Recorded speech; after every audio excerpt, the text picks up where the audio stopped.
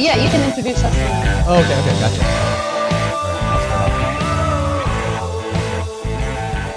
Hello, family and friends. Welcome to another Talks with Lynzie. I'm your host. I'm Liem. This podcast is available to the billions of people around the world on YouTube, Spotify, Apple Podcasts, Google Podcasts, Pandora, CastBox, Podchaser, and many more. Just search Talks with Lynzie. Today, my sidekick is... Woohoo! Sorry, I got excited. Hi, I'm Emmett Morgan. I'm a realtor in Las Vegas. I'm feeling good today. We have a cage match set up with the plastics industry.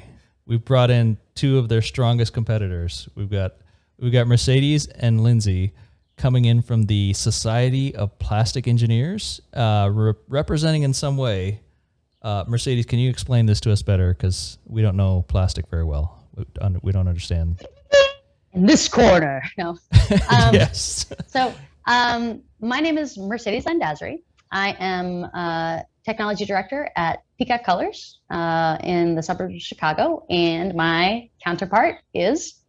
I am Lynzie Nebel, and I am an upstream quote engineer for Cytiva here in, well, I'm in Erie, Pennsylvania, but I work remotely because #pandemic. And with our powers combined, we are PlastChicks. PlastChicks. The voices of resin. That's us. You guys have a... But you're also a bigger deal. You're vice president of membership engagement. Vice president membership engagement for the executive board for the Society of Plastics Engineers, and board member for injection molding division, Northwest Pennsylvania, and no longer a secretary for the foundation. Oh, really? Oh, maybe I should step up then. So I'm counselor for culinary appearance division and immediate past chair. Pass that on at the beginning of July of recycling division. And then let me throw in another organization. I'm a very involved member of Color Marketing Group, which is the premier color forecasting association that forecasts trends globally. Leatrice Eisman, executive director of the Institute, has complimented me on my presentations and stuff like that. So no big deal. Impressive. And we have a podcast. Yeah, PlastChicks is a podcast. And if you want to find us, we're on Twitter at PlastChicks. No I in between the T and C. People get a P L. Okay. Oh no, like Lynzie, your cheerleading skills. P. Give me a P. No, PlastChicks. And you can follow us on Instagram, and then podcasty places. Wherever you get your podcast, or you can just go to 4spe.org/podcasts. Oh. All right, the only ones. So that's our intro, Lem. We're super and we're super happy and grateful to be here, and we're really looking forward to this. Oh, thank you. You guys were a pleasure to talk with. Over the last 3 hours, we talked about plastics, why there's a stigma in plastic, how people should fix that stigma. We talk about how maybe governments or not quite governments or systematic ways to fix the stigma on plastics or to make plastics even better for people. We talk about, which I actually think I wish we would have had more time to dive into, is you guys' views on being women in a male dominant industry. That was something we did touch on that. We did touch on it, but we could always bring Laura on for yeah, that'd be awesome. Conversation. For more gasoline on the fire. And then we talk about vibrators, dildos, the plastic tampons? behind it, tampons, yes, yep. And so how most of those things are designed by men. Yes, yes, made for women. Yeah. Stay tuned for the rest of the podcast, people. Thank you. This is a portion of the full podcast. Be sure to check out the rest on PlastChicks. PlastChicks can be found on YouTube and on www.4spe.org/podcasts.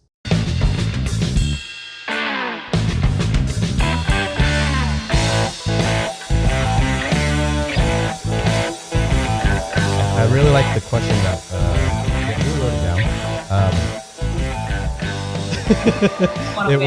It was cut them off. What of each other? What do you guys appreciate and or admire in the professional career, and what you guys have accomplished of each other, Mercedes and Lynzie? Nothing. Are we starting now? Are we starting now? Yeah. We're just rolling right in. Yeah. We're meeting you. Well, I mean, I love about Mercedes that like she came from a totally different background and just like, this is going to sound aggressive, but forced her way into this industry and then forced herself to be like a powerhouse. Like people respect her opinion. People, look to her opinion. I look to her opinion all the time. And like, I don't like a lot of people or a lot of people. And, and when I ask her a question, especially like with regards to color, I'm not asking her as a friend. I'm asking her as like a professional consultant. I have speed dial that I talk to with GIFs instead of regular forms of communication. And for those of you listening at home or in the car, wherever you're listening, GIFs or GIFs. Like a lot of people. Yeah. I believe the official. Lynzie, I know. Lindsay's using the correct pronunciation, but a lot of people mispronounce it. So I'm going by the books. Engineer. I'm not going to deviate. Yeah. We have at least 4 listeners in helicopters, right? Oh, wow. I think at that point it's pronounced Jice. That's how rich you are. Yeah. And then, when it comes to like our podcasting, she's the absolute perfect partner because I consider myself a little bit of an extrovert in terms of engineer. I'm a total extrovert. Oh yeah. But I am more introverted, and I always tell Mercedes, especially when I'm not like 100%, if I know the guest, it's one thing, but if I don't know the guest, I'm like, Mercedes, I'm going to lean on you hard for this one today because she can carry a conversation. She can easily navigate an interview. I just add snipey little comments and like really it works. It's perfect. Mercedes and her sidekick, Lynzie, when it comes to interviewing. Not true. But thank you. But what I admire most about Lynzie and what I feel like, so Lynzie and I have, maybe we should tell the whole story, but we can say that later. But yeah, we can say that. Tell the whole story. Tell us a story. But I want to answer the question first. Okay. Just because that's having like formerly been in sales, it's like, okay, I need to answer this person's question. Okay. I can't like do a big story. I need to say like a yes or no. So what I love most about Lynzie and admire most and what helped me get to where I am is just how authentic she was. We met pre-COVID, but ironically we met on a conference call. And met, worked together on a project on a conference call, no video, just audio for probably 8 months, 6 months, something like that. Oh, wow. And it just immediately, it was a different voice. It was, she didn't sound like anybody else that I had encountered in the industry. And it was just so authentic. And listen, she wasn't swearing on the calls. But yeah. I pause internally for the swears. But it was, she was just so real. And I felt like, as Lynzie mentioned, I came from a completely different industry. I started volunteering immediately in the industry association that we met in. And I felt like I needed to and I didn't know that I was feeling this, but I needed to be like an engineer, or I needed to be a STEM-minded person, which is not who I am. And it was so far away from me and most of the members of my family, and Lynzie was just so, so similar to me, and it was the part of me that I wasn't showing, right? And I felt like, I was like, oh, well, she's a badass. She's amazing. And and she made me feel comfortable, but also extremely uncomfortable because she was better at everything than I was. and she was already being herself. And I was like, how do I get to that point? And I just immediately fell in love with her. We started Google stalking each other, 100%. I'm like, who is this other person? Now we're actually getting into the story. So now that I've answered the question, so yeah, This is like couples therapy. I thought we were coming in for like some plastic talk, but we'll get there. It was all relationship. I love it. So I came into the industry about 5 years ago, and I mean I literally did not take a single STEM class in college. Not a single one. What were your grades in college? What's that?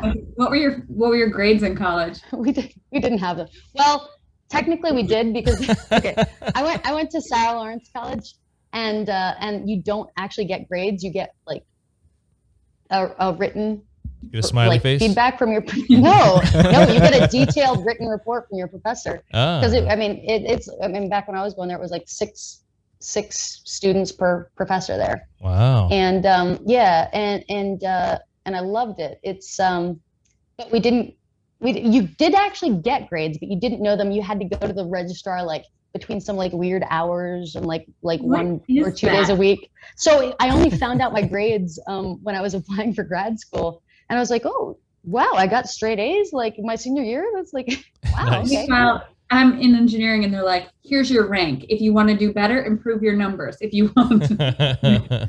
It is all formula based. It is all number based. Yeah. Did you have to beat out Chinese and Indian dudes in the engineering field? Is that didn't. Well, we were engineering technology, and there was like 30 some of us. Yeah. So it was a smaller group, and like plastics isn't as well, but Lowell is probably more diverse. Lowell does because it's plastics engineering. Plastics engineering technology attracts a smaller group because you are limited by like sometimes which companies or which grad schools will take you. But the plastics engineering technology is more of a hands-on approach. So not as many people realize that. And if you look just at like, if you're looking plastics engineering technology, people tend to drift towards, especially academic students. Yeah. Plastics engineering technology gets all the dummies. You get more of the academic students in the engineering because you can go to NASA. You can go. Honestly, the only reason I've ever really heard is grad schools and NASA. I didn't think NASA would be accepting me. And I would like to say one of the kids in my class actually does work for NASA, designing metallic polymers for their Mars missions. Oh, I should talk to that person, actually. I'll give you his name, Rocky Vigiano. You know a guy. I know a guy at NASA, it's fine. Wait, so then is there some giant population of engineers that are trying to get into NASA and then don't? And so like 1 out of 30 or something, or 1 out of 100 people get into NASA, but that's what everybody's shooting for? Is there a weird game that way? I mean, I'm sure people are trying for it, but I think like I never intended to go into engineering, so I really don't know if there are a bunch of nerds trying to get into NASA. What do you mean you never intended to go into engineering? That was like your whole dream was plastics engineer. No.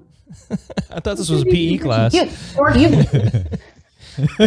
Signed up for volleyball. Next thing you know, calculus. Lynzie, I feel like you've told your story before, and you said like you always knew you wanted to be a plastics engineer. No. Since you were 8? No, you've literally said that. Like you. No, I knew it as of the end of high school. I knew it like going into college. Okay. That's where I knew it. But my intention prior to my senior year was not. I was going to be history or musician. But then I was a cheerleader, and I had, the old cheerleading accident, and I had pregnancy? a couple of surgeries on my wrist. Oh, sorry. And so I couldn't. You were clapping too aggressively, or? Yes. Yeah. The clapping and the nodding. Well, I was doing a basket toss where you toss a girl up in the air, and on the way up, I felt something go. And so a couple surgeries later, I can't play as long, which wouldn't be conducive to being a professional musician. So I thought about history, but then I I had taken like my high school somehow had like a really small tabletop injection molding machine. And I was like, Oh. can't do anything with that. And I want one. I want one for like right? the, home, It was the house. big. Yeah. And we made little screwdrivers, but you actually had to hold the insert in. So, and I like kind of like stumbled back on that, and I was like, I wonder if you could do something. And I took this like, I think it was like Fast Web or something like that, and it was like plastics engineering, and I was like, oh, that's real. And I realized it was just down in Erie, and I was living just south of Buffalo, and I'm like, well, that's not too far away. And That's what I was going to ask. Was your original dream to be a cheerleader for the Buffalo Bills? Is that what they're called? Yes. They're actually called the Buffalo Jills. The cheerleaders are called the Jills? They are, yeah, in Buffalo. I didn't think that I would be in that ballpark. So, and they're more like dancers. That's usually where their history comes from. And I'm not a dancer. I mean, I've tried to do it like a dance off with you, and you just like she just doesn't. I go straight to the bar. Yeah. Which works for me too. I like to competitively drink with you. That's where my best moves are. Yeah, but cheerleading's weird because you can go into college and be a cheerleader and go to competitive cheerleading, like nationwide competitions, right? And Oh, then, yeah. But does anything happen after that, or can you get a scholarship on cheerleading? Or You can get a scholarship because they can get really competitive. Who's the show on Netflix? I think it was called Cheer. okay, It was about like some Texas school. I don't know. I watched it at the beginning of the pandemic. My memories are all just blocked from back then. yeah, And they're like super intense, but like you got to be able to do like the gymnastics aspect of it, and you know it's a whole thing. And I mean, in college, do I really want to be getting up and like exercising, or do I want to be hungover and taking day naps? No, but what I mean is like that. The culmination of that is like national champ, right? And then there's no career or anything you can go to after that. Yeah, I think that's. I mean, I think at that point you can go to the NFL, but like even that, I've heard it doesn't pay well. it doesn't. Some you don't get paid at all. Yeah. And I mean, you're kind of like, you're kind of aging yourself out if you go to school first. Oh. Oh wow. They don't really, if you're like 27, they're like, you old bitch. Shouldn't be dancing around like this. Right. Okay. No, it's just weird to me. That and lacrosse. Like, where do they go? Where, Yeah, what- Well, my cousins. So one of my favorite in-laws, my cousin Sylvia's husband was like a big time lacrosse player, and he does video editing there, I think. Yeah. So that's So lacrosse career. just pandemic. natural. I think it's more about Yeah. networking, right? So I know all these lacrosse dudes is the goal.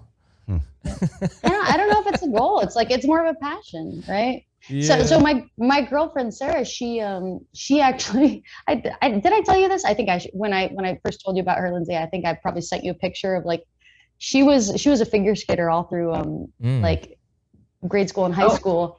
No, I And- did not know this about Did you Sarah. not? Oh my God. No, this is amazing. I'm surprised that I didn't tell you. It was, well, she also probably wouldn't appreciate that I'm telling this story, and I'll share the picture with you later.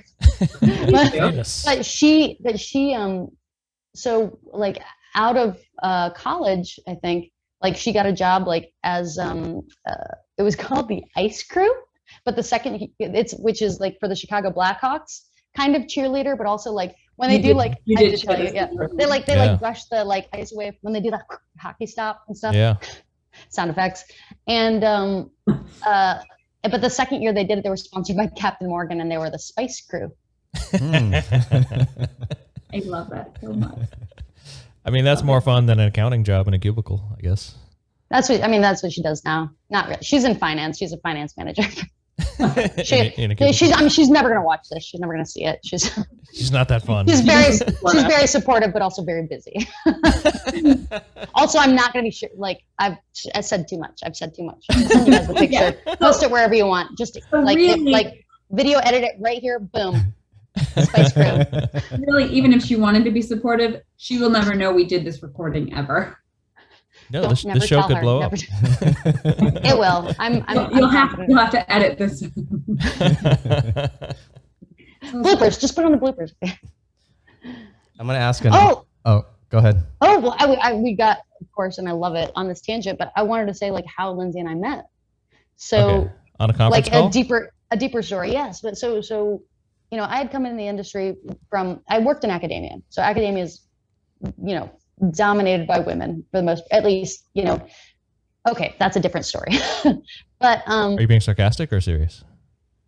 well, I'm rethinking it, what I just said. Okay. So, a lot of most teachers, right, and instructors are female, and in the United States, and so I was used to being surrounded by women, and then coming into this industry, I knew, okay, it's going to be it's the opposite, and so a month after I started in the industry, our technical director had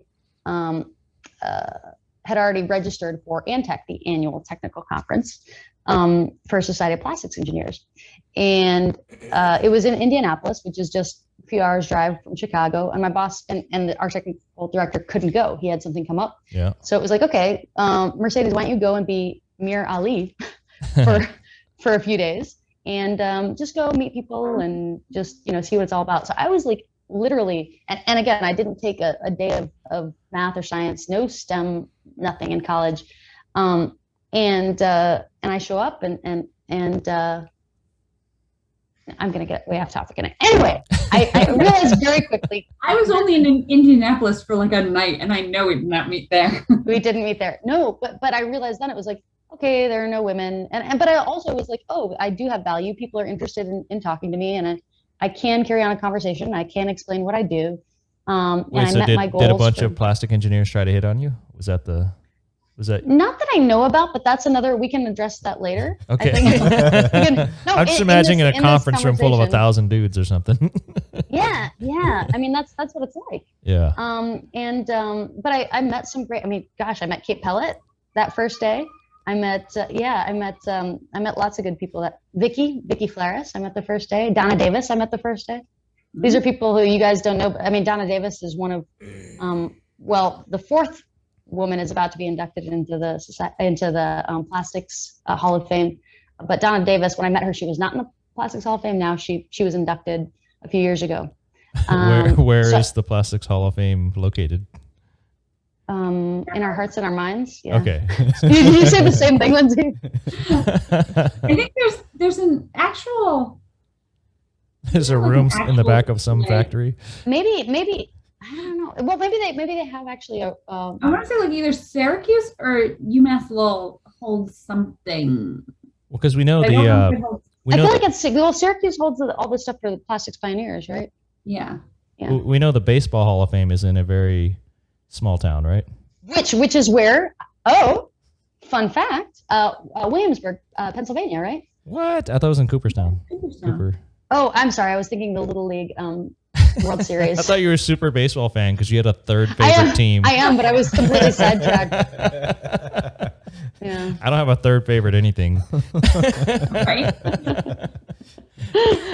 So anyway, after getting involved, so I was like, oh, I need to get involved in Society of Plastics Engineers because I went to this conference and I met the person that I absolutely needed to meet. We were seated at the table together. Yeah. And he was like, he's like, Apex Colors, are you because my boss said, okay, just the one goal you have is just find out who's the president of Holland Colors or who's running Holland Colors right now. Yeah. So I meet him. He was the president of that company at the time for the Americas.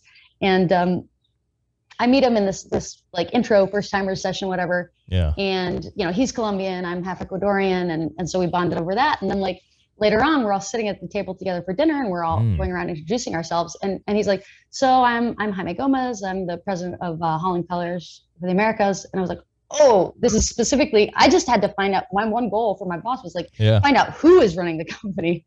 And here I am sitting at the table with this guy, and we've already like semi bonded. Score. And so it was like I was sold on SPE at that point. And I was like, I'm gonna dive in full force, like you said, Lynzie, like not trying to steamroll anything, but just like I know the more I put into something, the more I'm gonna get back out of it. And now coming from academia where I was always surrounded by women. I was like, oh, okay, so this is like a lot of men. And I went to PAC Expo, and there was a women's event, and I was like, hey, we should do something like this in Society of Plastics Engineers. And I said that to the managing director of SP at the time, and he said, yeah, I think that's a great idea, and I want you to run it. You be the face of it. I was like, I've been in the industry like 3-4 months, like, Oh, we need. But so, and then, with the support of the society, like they, helped me out, and it was like put out like a call to action to our members. Anybody wants to get involved in this. And so Lynzie stepped up. So that's how we met on that conference call. And I don't remember saying, yes, I will help. Or they like, they were just like, somehow I ended up on the call. So I don't know how that happened. I don't remember if I said yes. It was just like an email. You probably just clicked like, But so we were planning this event together, just over the phone, no video, but we were Google stalking each other at the time. And wait, so this is Lynzie, you want to tell this is a support women in plastics? It was, yeah. So thing, the or? idea was, yeah, it was a women's networking breakfast, and the way that we'd structured it was like have like a little bit of breakfast for like the first half hour, and round tables where everybody can network. Honestly, I was probably sold on the breakfast part initially. And you're like, yes, I want breakfast. Breakfast.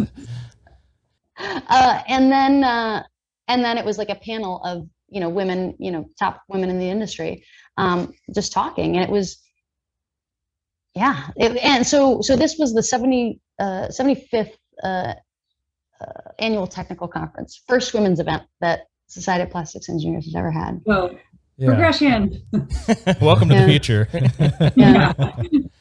So then while we're doing this and while we're Google stalking each other, SPE releases their first like SPE is me, like kind of like internal marketing thing where they were doing a feature on the members, and I was one of the people to be featured. Yeah. And so Lynzie's husband, Danny, you want to take it from here, Lynzie? Well, yeah. So, they asked me to do the SP is me thing 2 months after you, 3 months after you, something like that. Yeah.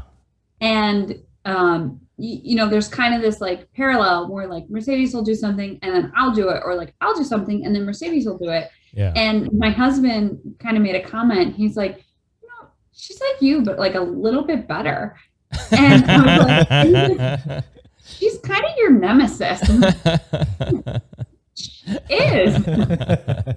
And that's the best piece of, I mean, we call each other nemesis. I think we call each other like best friends in the industry more now. Yeah. Unfortunately, we should get back on that nemesis. We should get back on the nemesis. I try to, but then I forget. It's like get yourself a nemesis, because it's like, it's like Superman and Lex Luthor. You make each other stronger, right? Well, I always say it's like Professor X and Magneto. I prefer that relationship. But I know a little bit less about that, but yeah. Well, you couldn't pick a plastic superhero?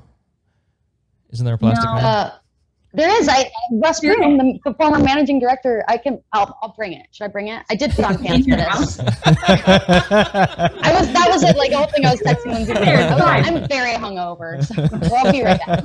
Lynzie, take it. I'm saying audio. I don't know what happened there, but we've spurred some action. You asked about some figurine superhero thing. Plastic Man, yeah. She's actually not getting it. She's going to the bathroom. No, I'm not. These pants. I'm wearing my Oaxaca pants. These are a whole situation to undo. I would have muted my audio. Come on, I'm not new here. Yeah. Just the same. Yeah, he stretches. Although it's kind of a lame. I guess it works. He has an extendable neck. Should have been Rubber Man. And whoever wrote this comic had a poor understanding of the material properties of plastic. Oh. Would you say plastic is stretchy? Generally not, right? Some can be. Yeah. Elastomers. Yeah. Silicone. Yeah. Thermoplastic elastomers. Yeah. Oh, well, shut my mouth. I always get nervous when we do like our half-hour interviews, so I don't know how you guys, do that without wanting to poop yourself? No. Yeah, 3 hours. I try to think of it as a conversation where I'm learning about the guest. So it's actually, to me, it's a win-win. The more comfortable the guest is, the more they open up. And if they have stories in their careers, it's a win-win. For me, I love learning about people's careers. So 3 hours to me is I don't think I really get nervous at all. See, I feel like I sit there and I think, ask something smart, and then my head is like, I shut down, and that's all I think. And then I'm like, you like toast? I'm just stopping myself from asking dildo questions. Are they injection molded? Is it rubber? Is it plastic? Yes. It's thermoplastic, elastomer, or silicone. Yeah, fun. Lynzie has a great story about that. Actually, I've had the audio going the whole time. Which story though? It was a long, it was a long pee to begin with, but I also got these pants. They're, I think, from Michoacan. It's like a whole situation where it's like it's a tie in the back. Anyway, it's styling pants. It's a new type of pant. It's like Indiana Jones pants. Yeah, he should be so lucky. He should be so lucky. But Lynzie, why don't you tell your dildo story, sex toy story? Which one? Oh, here's fun fact about. Okay, so I'll first tell my tampon story, and then you tell your dildo story. Perfect. Oh, cow! You're like, is this what you guys wanted to talk about?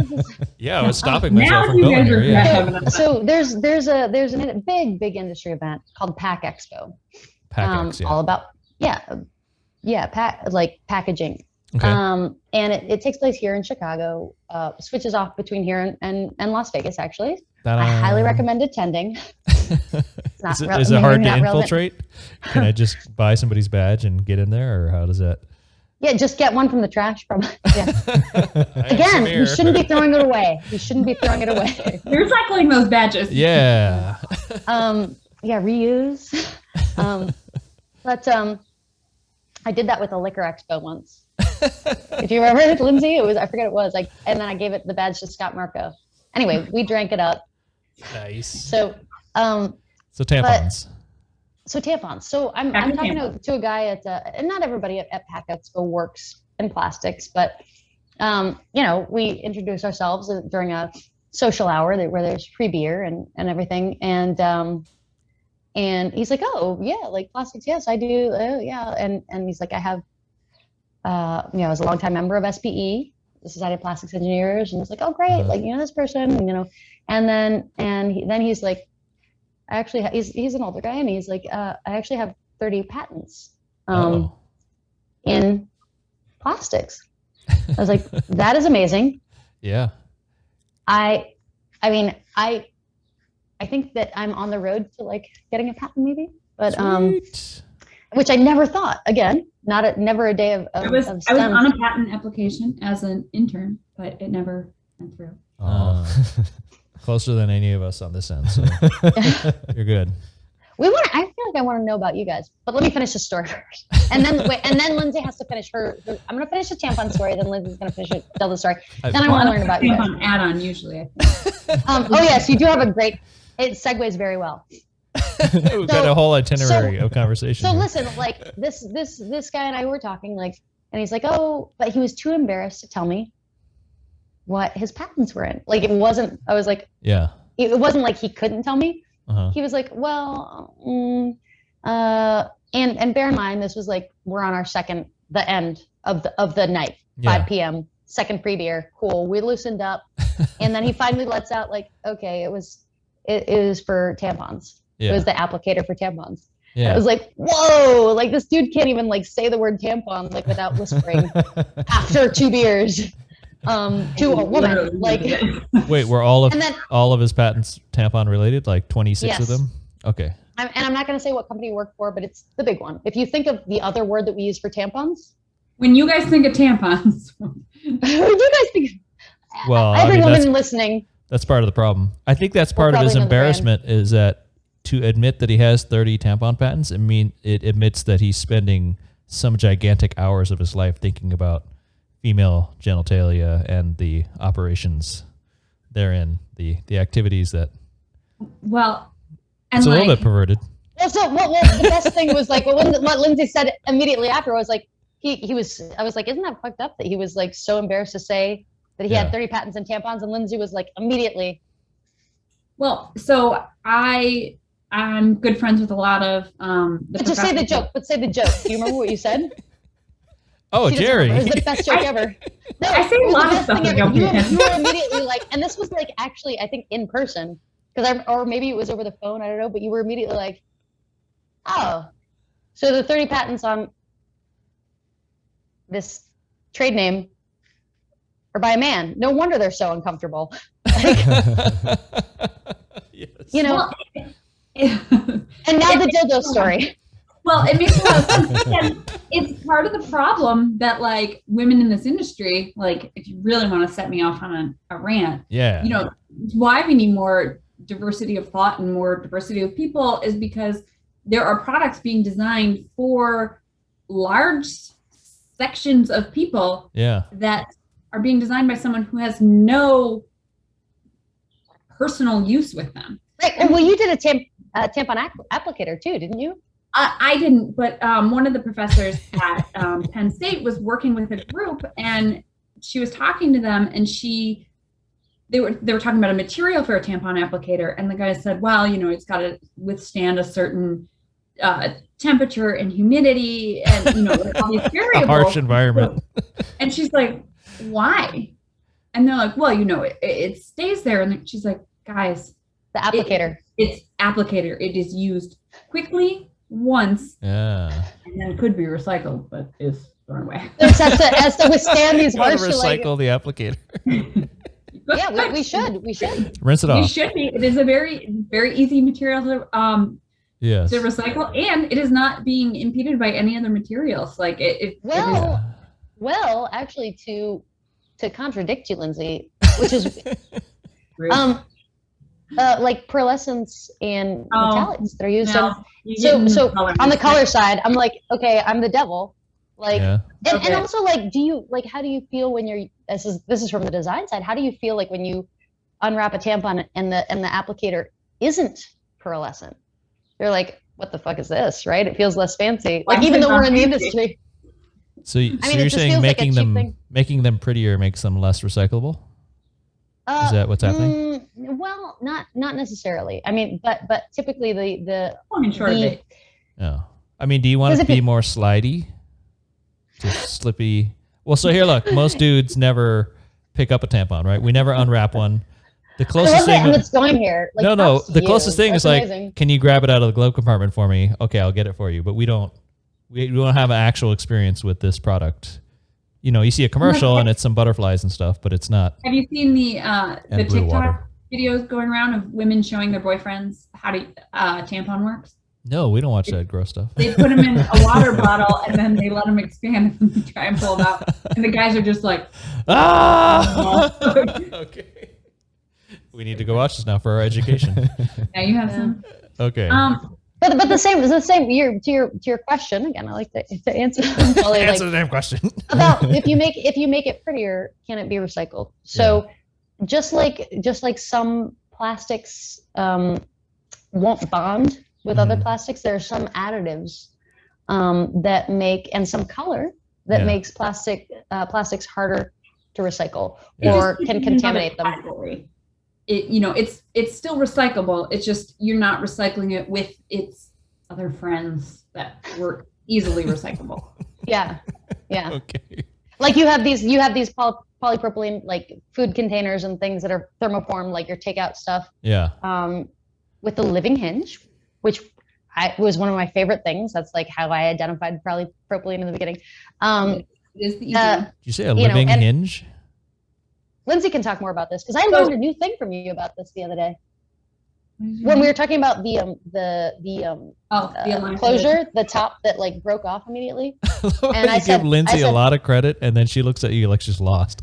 Well, here's the I just say stuff. I don't pay attention. Here's the great thing about a 3-hour interview is, man, Lynzie, like you are blowing my mind with some of your technical knowledge, and I know for a fact we've talked about this, that like sometimes I'll try to get you to spout some of your technical knowledge in one of our interviews with like somebody else, and she freezes up. All right. And it's like even if it's just you and me talking, and like for when we were doing quarantinis, we were doing like an Instagram live thing like during like the first couple months of the lockdown. Yeah. And so it's like, okay, very low risk. Like they're like 5 to. I wish we had known you all during quarantine. That would have been a fun Zoom call. It would have been a good one. Yeah. But, and it blows my mind, Lynzie, because like you have taught me so much. She would do the gift consulting. Like the injection molder would be like not working, or like not the chip that I was shooting wouldn't be the size I wanted to be, and she'd just like, oh, do this, and then she'd like do a Britney Spears GIF or whatever, like, and like, it was like, oh, okay, I get it. If you like, can't teach through GIFs, then why are you even bothering? Right. Just hit it, baby, one more time. Yeah, right. Exactly. And like, and yet like sometimes it, like you just freeze up. So I don't know what that's about. Well, that is a therapy session right there. I mean, but part of it is also being like a woman in the industry. Like Lynzie has gotten mistaken for a secretary. I've been mistaken for a secretary. I've been mistaken for my favorite, I think. Mistaken for a secretary at the company where there were 2 plastics engineers, the owner and her. And my favorite is when I'm mistaken for a wife of someone, because it is insulting. Yeah. And like, why the fuck would the wife be here? Like, to cover. Right. Like, why is the wife in this like technical meeting? If I was the wife, like if I was the wife and an engineer, sure. But I mean, ironically, you just told us you're sitting in your husband's seat right now, his desk at home. He is not an engineer.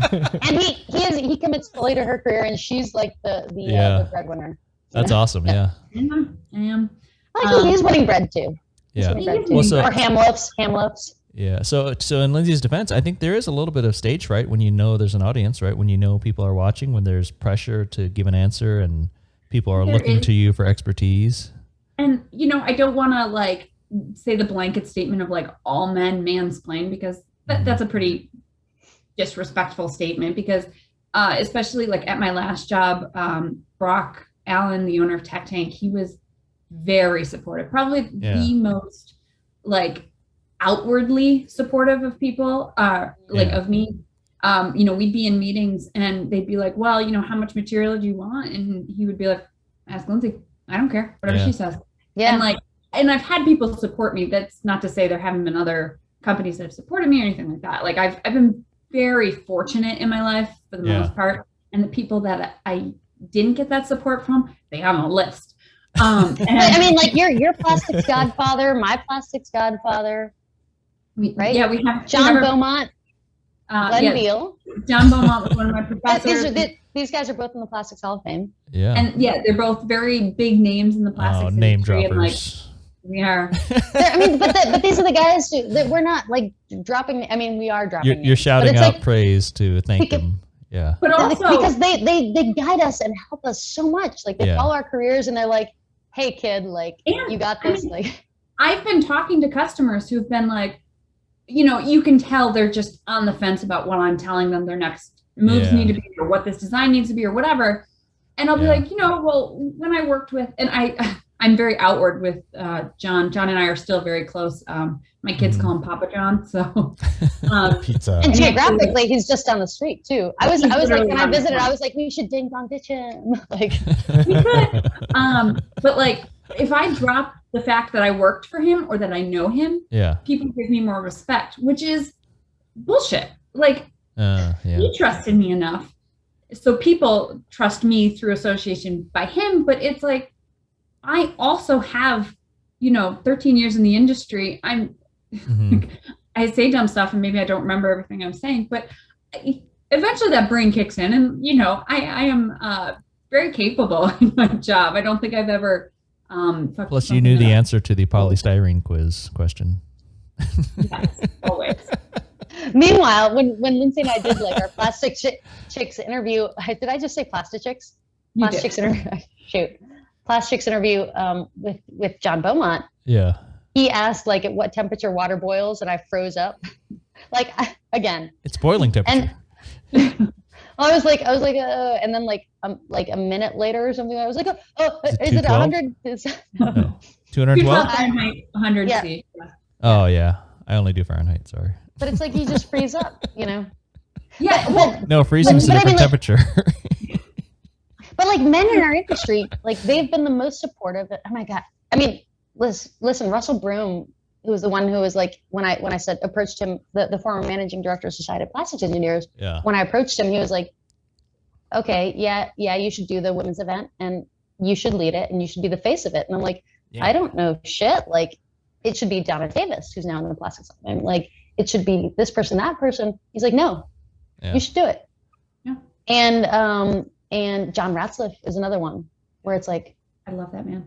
he'll be like in a different continent entirely. And you text him like, hey, I'm going through a work thing. Can we talk and guide me through? He's like, yeah, I'm in between flights in Bali right now. He is like super high up at his company, and like constantly traveling, and which yet is a massive company, huge. like company. it is a big name in the industry. I don't think Both of those guys say are it. former presidents of Society of Plastics Yeah, Engineers. Can we so we say it? won't- I Can we don't say know.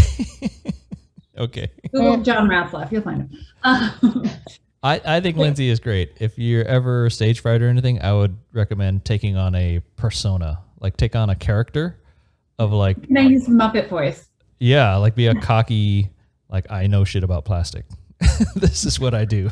And you know, honestly, I'm much better than where I was, but Yeah. you know, it's hard sometimes because you think like Yeah. somebody's gonna, you know, explain to me why I'm not right.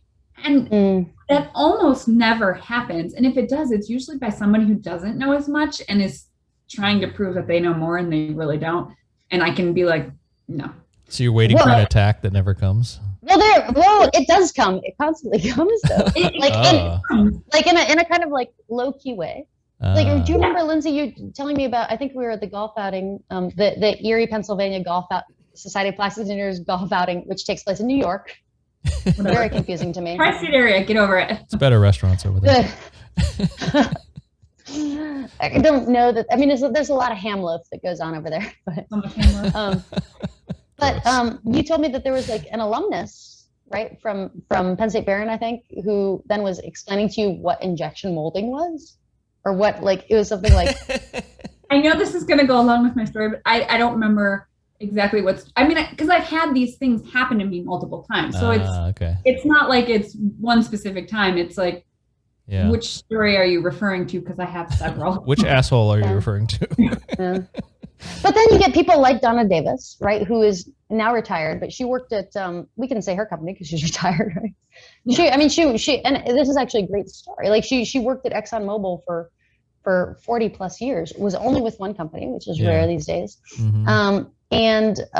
You know, she came up for a position like for, you know, to move up, and she applied, like the position was in Saudi Arabia, Mm. and she's this little, like, you know, 5'0" woman Yeah. from Mhm. With a big Texas, Southern drawl. always wearing heels. Oh, she calls it oil, and I'm like, what is it? Oil, right? Oh. Oil. And she applies for the position, and they're like, well, I don't think that you would fit this role because you're wearing a skirt, like, you know, and you can't do that in Saudi Arabia. And she was like, oh, like, I didn't even know, like, Yeah. because when I had reached out to her as like, who would be a good speaker for this event, and she's like, I don't know, because I don't think of people in terms of women or men. Now, that being said, Yeah. go back 40 plus years when she was hired at ExxonMobil in her department, Yeah. Hidden Figures style, there was no bathroom for her. Mm. They had to build her own bathroom. Yeah. And this is like a mentor of ours, and it's crazy to think that, like, not that long ago. Yeah. Like- If you go back in the decades, it's more recent that women are seeing equality and equal stature, and as you're explaining, not often, you know, not always, right? Not. And you know, it's funny because, you know, we talk about the Society of Plastics Engineers a lot because obviously they sponsor our podcast and we're both very active in it. And gosh, they're taking a great turn now with the diversity, equity, inclusion, like advisory board, and even like doing like, they're asking for presenters to do the I don't know if this was your idea, Lynzie. Lynzie's done a ton of stuff that I'm jealous of at the executive level there. That's actually, yeah. Oh, what I admire most about her, but it didn't come to fruition because the event was canceled. Yes. Back to answering the question. Lynzie got, and the event again didn't happen because of COVID. Yeah. Because it was going to be in March, 2020. But she got complimentary childcare at our annual technical conference, which is huge because it's not just a benefit to women who are at the conference, but there are young, men or, well, I guess not older men because your kids are older too. They're busy chasing bimbos. But to your point, Lynzie, did you watch that video that I showed you earlier, or that I was like urgent? Watch this. Oh, I didn't see the urgent part. Oops. It was just like a last fuckable day with Amy Schumer and Julie Louis-Dreyfus and I have Tina Fey, and I've seen that video before. Yeah, good Julie stuff. Louis-Dreyfus. Well, yeah, which is like I highly recommend this Amy Schumer show video. But she stumbles upon this her idols, right? Like it's Patricia Arquette, Julie Louis-Dreyfus, and Tina Fey. Just like she's like hiking and she stumbles upon them like at a lake, and like they're have this like champagne and stuff like that, and they're like, oh my god, you guys are amazing, like, and they were like, oh, are you the one who makes all the jokes about her pussy and stuff like that? She's like, oh yes, like that's me, thank you. Yeah. And they're like, oh, come make jokes about your pussy at our table, and like and then they're what are you guys, is it somebody's birthday? And they're like, no, the opposite, like we're celebrating Julia's last fuckable day. Like in the industry, like they decide, she's like, do they tell you? It's like, no, you just kind of learn, like, and then she asks a question, well, so do men have like a later, like last fuckable day? I said, no, they don't. Like it's just like for men, like, it's like, I think the great example was like, oh yeah, Sally Field, remember when she played like Tom Hanks's girlfriend in this movie, and then like 2 months later she was like his mom in Forrest Gump. I see, yeah.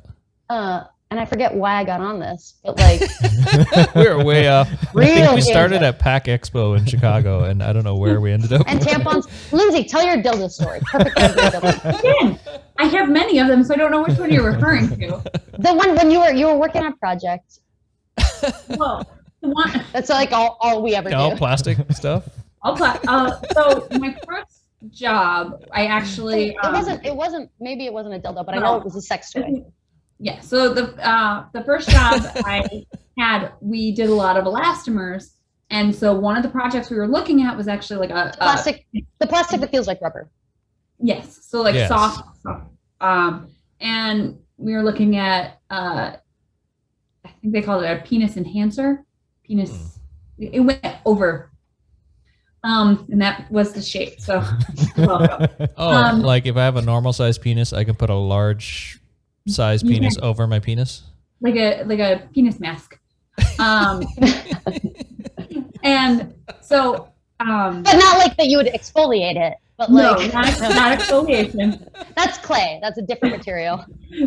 And so I had to go to our material supplier and say like, okay, this is kind of material I need. This is what like I need its like, properties to be, and I need it to be FDA approved, and I need it to be, all this stuff. Because that does spend more time than a tampon. Okay. And moving on. At temperature. And so I got the material quoted, whatever. Fast forward 9-10 years, I'm in this meeting, and this guy, he's like, oh, I used to work for this other material company, and I was like, that sounds really familiar. And he goes, yeah, didn't I quote material for a dildo for you? I'm like, you did. I'm glad you remember that. Good. I'm glad that's how you Run remember. into old friends. Yeah. This wasn't the dildo story that I was remembering, but you work on a lot of projects. Like, in college, because like that's the joke. It's always like, oh, the girl's gonna go work in sex toys, and it's like, why would I want to work in sex toys? I think all you guys want to work in sex toys. Like, I'm fine. Yeah, men definitely want to work in sex toys. Yeah. And well, actually, that my first project ended up being a sex toy, and I'm like, Damn it. So there's this woman, T. Chang, who's like huge influencer in industrial design right now.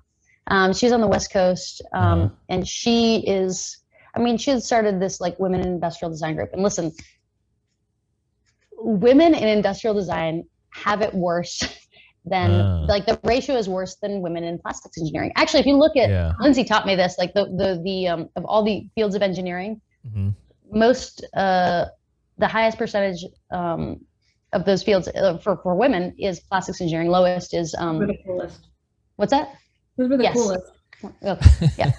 Yes, we are easily. But then computer and software engineering, right? I think is the lowest percentage of. I think so. This guy's a But software engineer. Software electrical. and this is okay. We're gonna get. I want to learn about you guys. We want to learn about you guys. But He wishes there was a lot more women in software engineering. Yeah.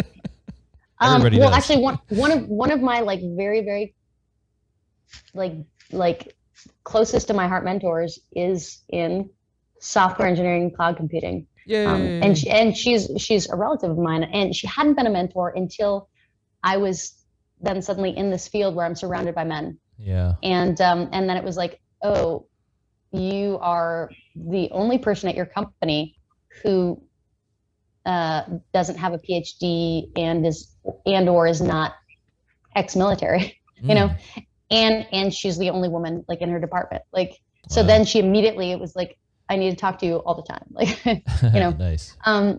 but I forget what I feel like I was making a very important point. Oh, there are even fewer women in industrial design. Oh, I thought you were going to tell us a dildo story that Lynzie couldn't remember. Well, this is a sex toy story, and this is important that it's a sex toy story. It's not a dildo story. Wait, what other sex toys? Well, yeah, that's exactly right. That's the problem, Okay. right? So if you think about all the products that we make, I got one. So we're just engineers. We are the people in the middle who are figuring out how to make it, Yes.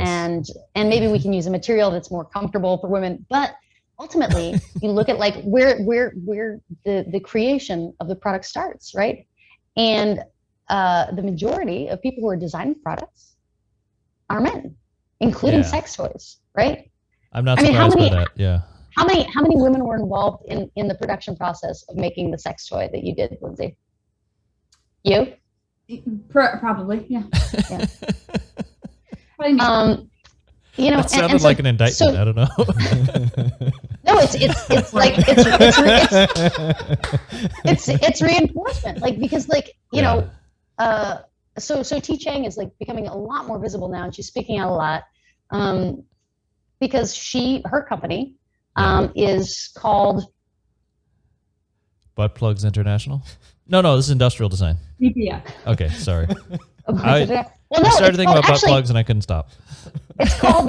Is it called? I'll have to look it up because she is so important to design right now that I don't want to. Wait, like, what even is misspell her company? What is industrial design? Is that anything like your microphone that you're speaking into? Both microphones. Yeah. Your table, your coffee mug. They ideate it. Yeah, they ideate the product. Your headphones. They're the ones who actually design it. They start at the sketch. They're like, so there's so few women involved in that. It's actually a little bit less than women in plastics engineering. So our coffee mugs are very sexist. So sad. I have another industrial designer I want to tell you about who does coffee mugs. He's a male, but he's amazing. No, well, our coffee mugs are exclusionary because like if you think of like people who have there are a lot of people who can't use their hands very well. Yeah. Or who don't have a hand. So this other guy I know, he has this beautiful mug that you can, it'll make you cry just like going to the Instagram. Yeah. Like because how happy these people who just have one hand are able to like then hold a mug and do all their typing, like, and drink their coffee while they're typing. Like it's gorgeous. But back to T Chang. She makes vibrators. And she said, most women, experience orgasm not from internal penetration, and that's what that's the whole thing about dildos. It's like Yeah. Lynzie, like I'm not okay. Lynzie, like straight up, like if you have like no, like why like a dildo? Like they're like, you know, Yes. so and she makes it out of the most beautiful products, and it's a necklace because it's a statement too. Oh. And you see, and so I'll look it up. Lynzie, I you have answer the got next confused question. because I cannot picture in my head a vibrator on a necklace and being like, beautiful. No, it's gorgeous, and celebrities wear it out and about because she's in San Francisco. Now I have to see. Yeah. Yeah, she is such an important person. Vibrator Because necklace. because that's the thing. It's like if you think of all these sex toys for women Yeah. made by men. Right. Yeah. No, like no bullshit. That sounds wonderful. I'm all for that. That sounds great. Oh, like listen. Yeah. Yeah. No. I would love to see women everywhere wearing vibrators on their necks out in public. Yeah, she'll get like teary-eyed, like, and post it on her Instagram, like when she sees there are people who, and it's beautiful, and it's subtle, and it's gorgeous, and it's like, fuck you, here I am, but like men don't recognize what it is. But her company is called Crave, and her Instagram is @lovecrave, and I mean that's just a little example. If you think about. But I think it also destigmatizes sexuality, right? In America, we have a lot of hang-ups and weird behaviors, social pressures around sexuality, and so I think that's cool to have that at the forefront. Yeah. And that was and initially that was the most. People thought that was the most important part of her work. Yeah. But really, what I'm seeing is the most important part of her work is like, okay, then she's making these very effective sex toys for women, designed by women. Mm-hmm.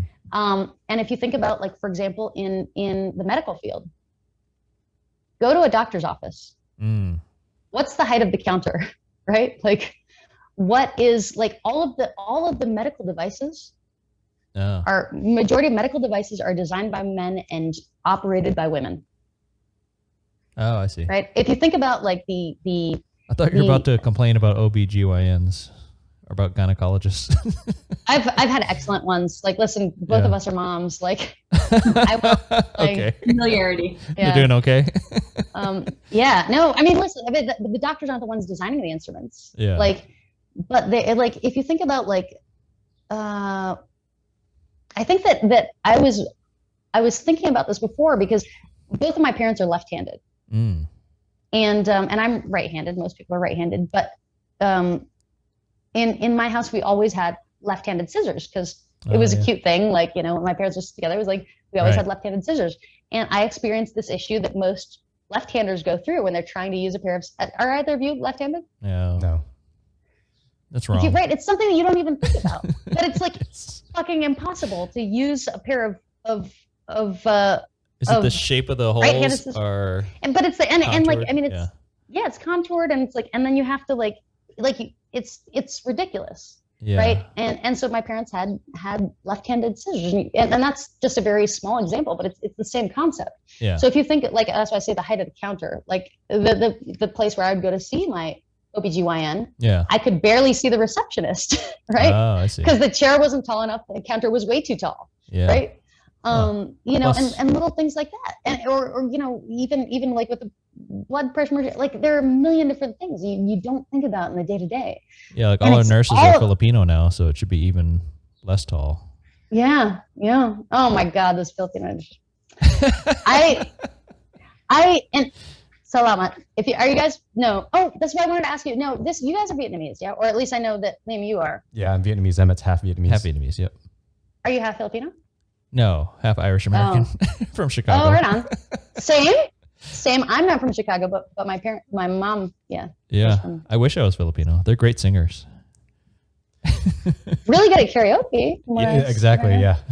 Yeah. Actually, the Vietnamese, they do a lot of karaoke. Actually, just our family doesn't. I wouldn't put them up against the Filipinos in a contest, though.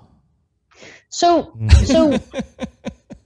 Liem, I'm so flattered that you wanted to talk to us, and I really want to learn more about you.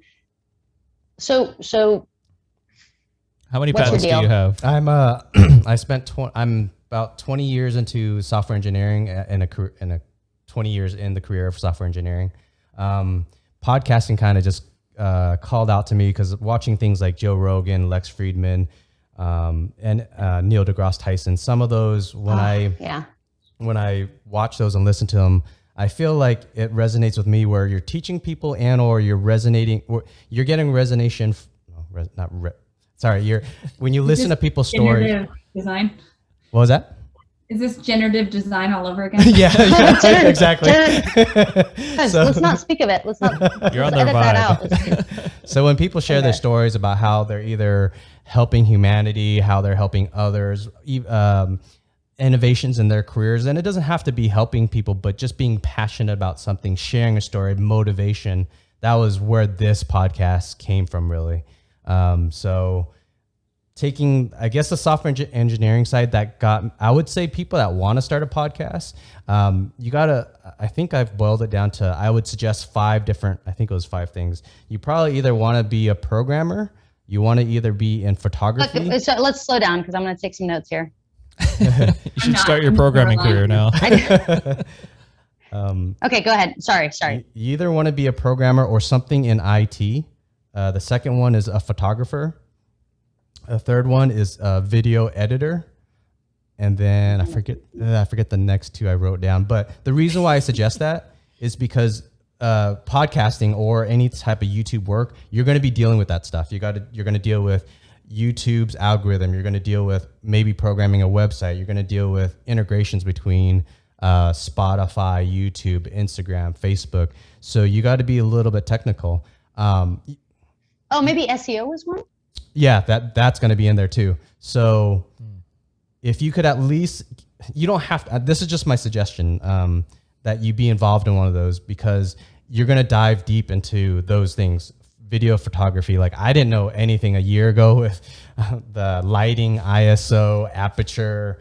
I didn't know anything. Like even right now, I still feel like an amateur with it. But if compare yourself to us, you'll feel a lot better. maybe recording industry was probably one of them. Like exactly. Which was and here I am. Like I left my microphone and Lynzie hasn't used hers in 2 years since. You guys are relying on your natural talent. Since we interviewed John Beaumont, probably that was maybe the last time. Probably the last time, yeah. Or Brock, yeah. Yeah. Anyway, sorry, but so the fourth. I think that. Go ahead. The fourth one would be just made of money. If you're made of money, you could probably buy equipment, buy people, you could buy. Oh, it's the best talent. Yeah. So that's if you're made of money, this podcasting thing, video podcasting is a lot easier. Over 4, got it. Yeah. So, but I would suggest at least one of the other 3 because it's daunting to do video editing, trying to do audio mastering. I absolutely suck on that. Trying to do color grading, I suck on that, but I've gotten through, and I think my podcast looks pretty damn good for not knowing any of that a year ago. So that's what I would suggest, knowing those 3 or one. It's yourself headquarters that does any of those things for you, and then you can just be ignorant and use the website. Yeah, like they're happy that we create content, and they're like, yeah, we'll splice this together, whatever. But so Liem, I think that as with like engineers, like regardless of the field, and I say this as a semi-engineer now, who's not.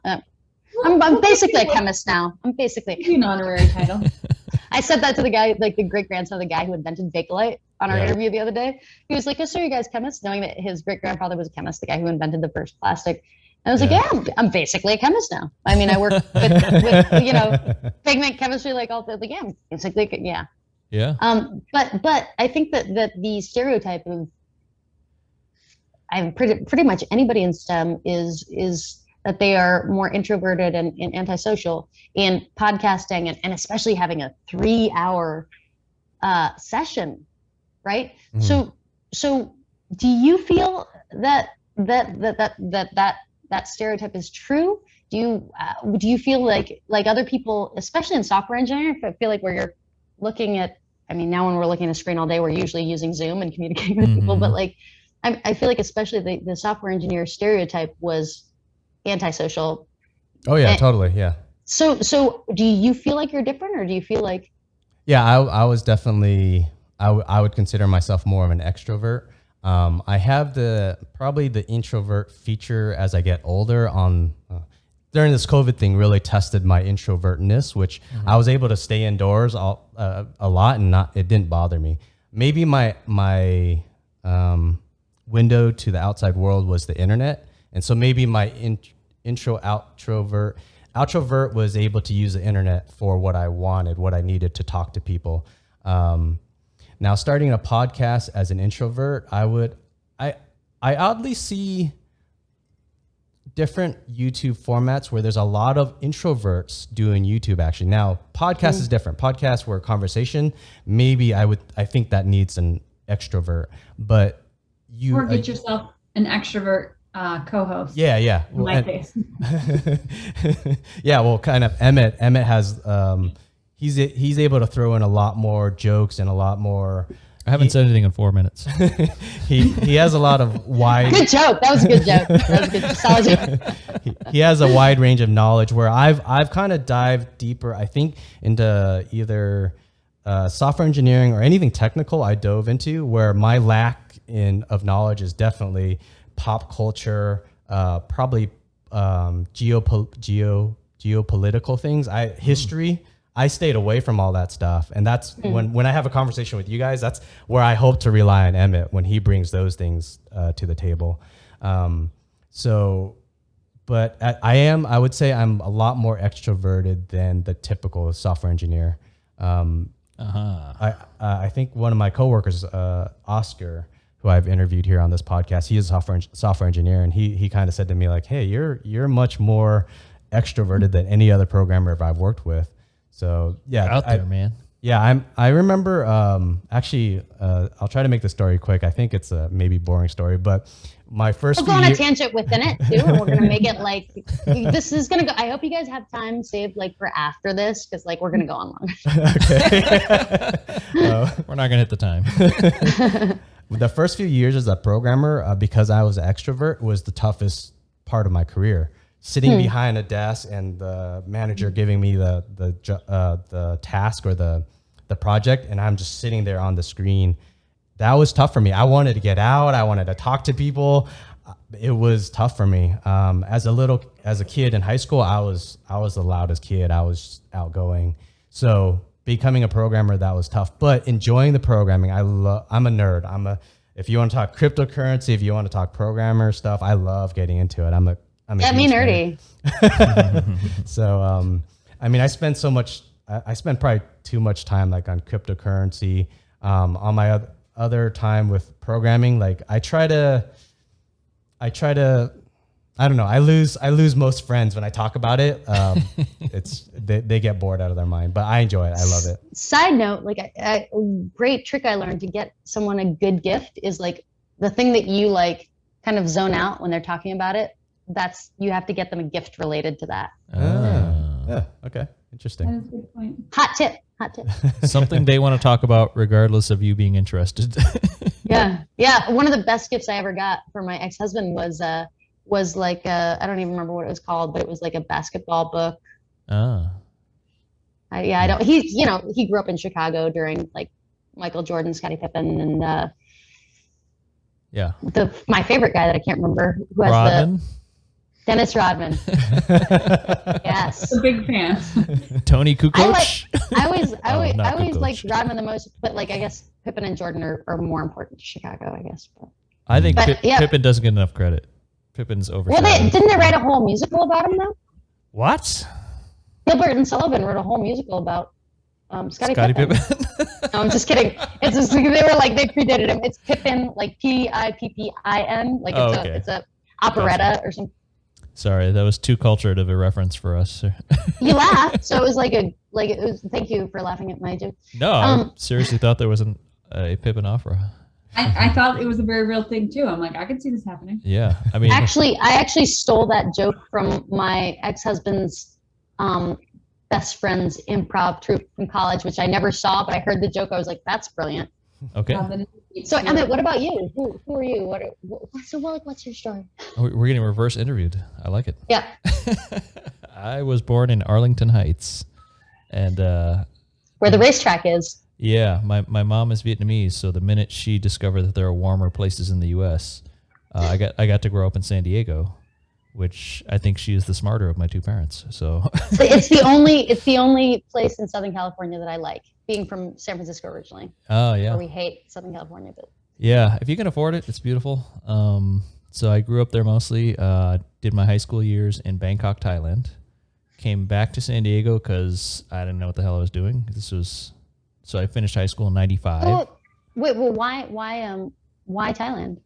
My dad is a Vietnamese linguist and translator, or he was. And at that time, Vietnam and the U.S. had not spoken in a couple decades. And so they were reestablishing diplomatic communication. So my father, an old army buddy, said, hey, there's no Vietnamese linguists around. Do you want to come work at the embassy and reestablish contact with Vietnam? So, but Thailand is the hub for all Asian embassies. So we're operating out of Thailand. Well, he was. I went to school. So I went to high school in Thailand because my dad was working at the embassy. So that was an awesome, I mean, that's a whole nother story of his mission and his work and his accomplishments. But for me, it's just an American kid in Bangkok of all places and trying to figure stuff out. This is pre-internet. One night in Bangkok and the world's your oyster, right? Isn't that how the song goes? Yeah, Not so much. It still doesn't make sense, even with all For a musical reference. I've Yeah. never actually seen that. The musical is called Chess. It's like the nerdiest and probably the worst musical there ever was. But like, Is the song from the I know the musical? song. Yeah. Okay. One night in Bangkok and the world's your That makes oyster. more sense because when I was in Bangkok, there was never any chess tournaments happening in the seedy bars that we would But frequent. I think that I mean, to your point, what you were saying about communication being cut off. I mean, because a lot of that was due to the the Cold War, right? There was like a with Vietnam War, yeah. But no, yeah, well, but like, I mean, like, so this musical was about chess, and so that was because of the Cold War, where it was like, okay, well, where are they going to meet up? Oh, And to your point of like how this is the center of like, Asian embassies, yeah. and so they met up and did this. But there's also Listen. transvestites in the song. Are there? Yeah. I don't- that's the only part I queens- know. The queens we use would not excite you. Wow. So you do know the show. So you I- do know it. No, I know the song. It's a huge 80s hit. The song is a pop radio song. I know like Take on Me. I know like Yeah. I'm 44, so it's a Radio different world. I just turned 40. Hey, looking good, baby. Looking sharp. Hey, thank you. Thank you very much. Thank you. So yeah. So then what after Thailand? You go back to San You Diego. said San 'cause- Diego. Uh-huh. Yeah, well, because when you go to high school in Thailand, like people disappear after 12th grade. They're all embassy kids and rich people's kids. You don't see them go get a construction job or go to community college or anything. They just disappear. Like So where do they go though? they all went to like Ivy League colleges and back to, a prestigious academic, because it was a private school. So it was a little more, pressure and more academically excellent. They're all rich kids. So it's not, you don't have these challenges that poor kids have of malnourishment and gangs and Or not even poor, but just normal regular kids, right? Like Yeah, like I was a bad kid compared to all these square nerds, and I'm a square nerd. But and like, there's probably like 4 people having sex in the whole high school, and I wasn't one of them. So, so a weird environment compared to a U.S. high school. So like I didn't know anything about the world. You couldn't look stuff up besides an encyclopedia. So, apparently everybody applies for college after this school. So I guess I'll apply for San Diego State and UCSD, and UCSD had some very challenging academic requirements, and San Diego State said, "Oh, your SAT score is so good. Well, we don't care what your grades are. Come on in." Because I was very good at multiple choice tests, but I was not a good student. So I can always pass the tests, but I'm not trying real hard. So San Diego State was a great fit for that kind of kid. So what did you study? Did you also study? You didn't study software engineering? Or? No, accounting. So I have a degree in accounting and did that for about 6 years and lost my mind and got tired of cubicles and kept gambling with my career after that. So I've been many things. I've managed a comedian. I've opened a coffee shop with Liem down in San Diego. What else have I done? I became a Vegas bartender at one point. When the coffee shop went under, I was like, I always wanted to be a Vegas bartender. Because that looks I picture that like Tom Cruise in Cocktail, like flipping So I mean, Yeah. like, which is a little bit before my time, like probably before your, like neither of us were drinking at that point, Yeah. like of No, drinking but that's age. exactly Like, what I wanted. Yeah. You I want thought I Yeah. did bartending too, and you think like that's the life. I'm gonna flip the bottles, and it's like no shit. Like I gotta. Yeah. No, I think. Yeah. What's that? We actually had a guy running one of the presses at the last job that I was at, and he Yeah. was a bartender for TGI Fridays, and he was always in their like Yeah. world flair competitions. So Right. he'd be like, "Big Res," For TJ Fridays, Show us that's something hilarious. to take apart, and he'd be like, Yes. "Yeah." It's like the best maker of a Chili's margarita goes to the world. Like, Yes. Yes. Well, so if you want to go into the weeds, then flair bartending is a different game. It's actually like juggling. Like I can't juggle for shit, so I have no interest in juggling alcohol, much less anything else.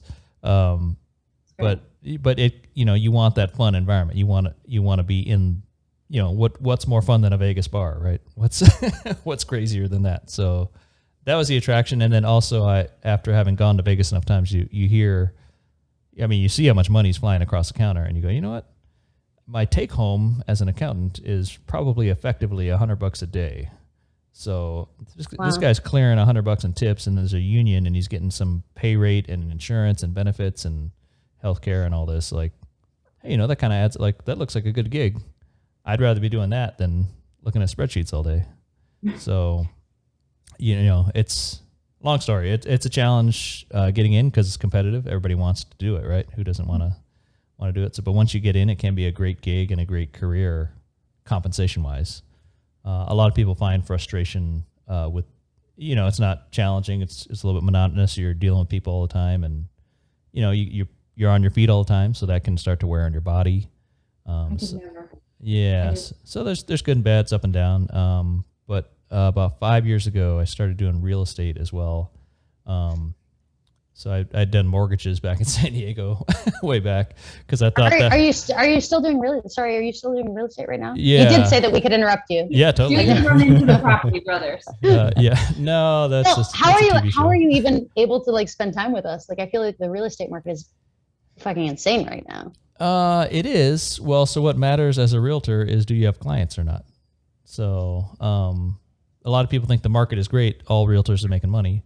No, there's like 60% of realtors do 0 transactions. So it's commission only gig. So if you don't do any transactions, you ain't making no money.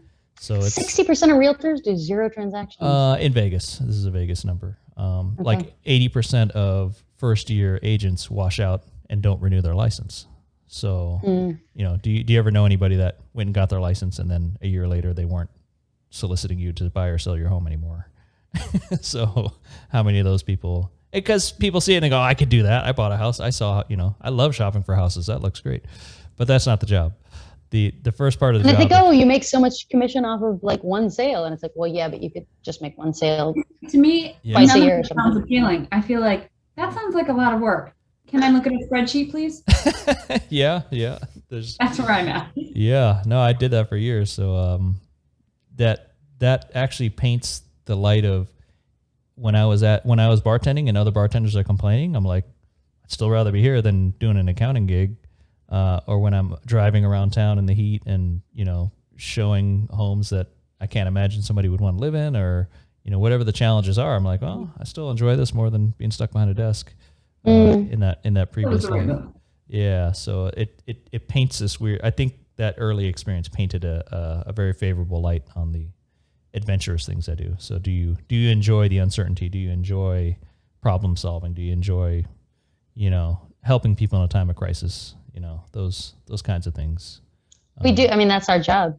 Yeah, We love that. Maybe we should go into real estate. No, no, because we don't. Yeah. But even if you make like $6,000 on a commission, there's costs to that. You got to pay your broker. You got realtor fees. So then you take out your costs and say you made $4,000 on the deal, and then you go, well, how many $4,000 deals do I have to do a year to supplant a salary? So that's the real challenge that people don't think about. So you can do really well if you're great with people. If you can get people to trust you as their realtor, then that's what you want. Yeah. We trust. Well, listen, I think it's different in our field. Like, Yeah. but yeah, nobody. You have to like work a lot to get some of these Okay, so the Society of Plastic Engineers does have scholarships, and they do support Careers. good things. Yes. Yeah. If you look at the SPE Foundation website, which is within the forspe.org Yeah. website, you can find the scholarships. They open up, I think, in December and they close in April. Like right now, we're actually doing the judgment.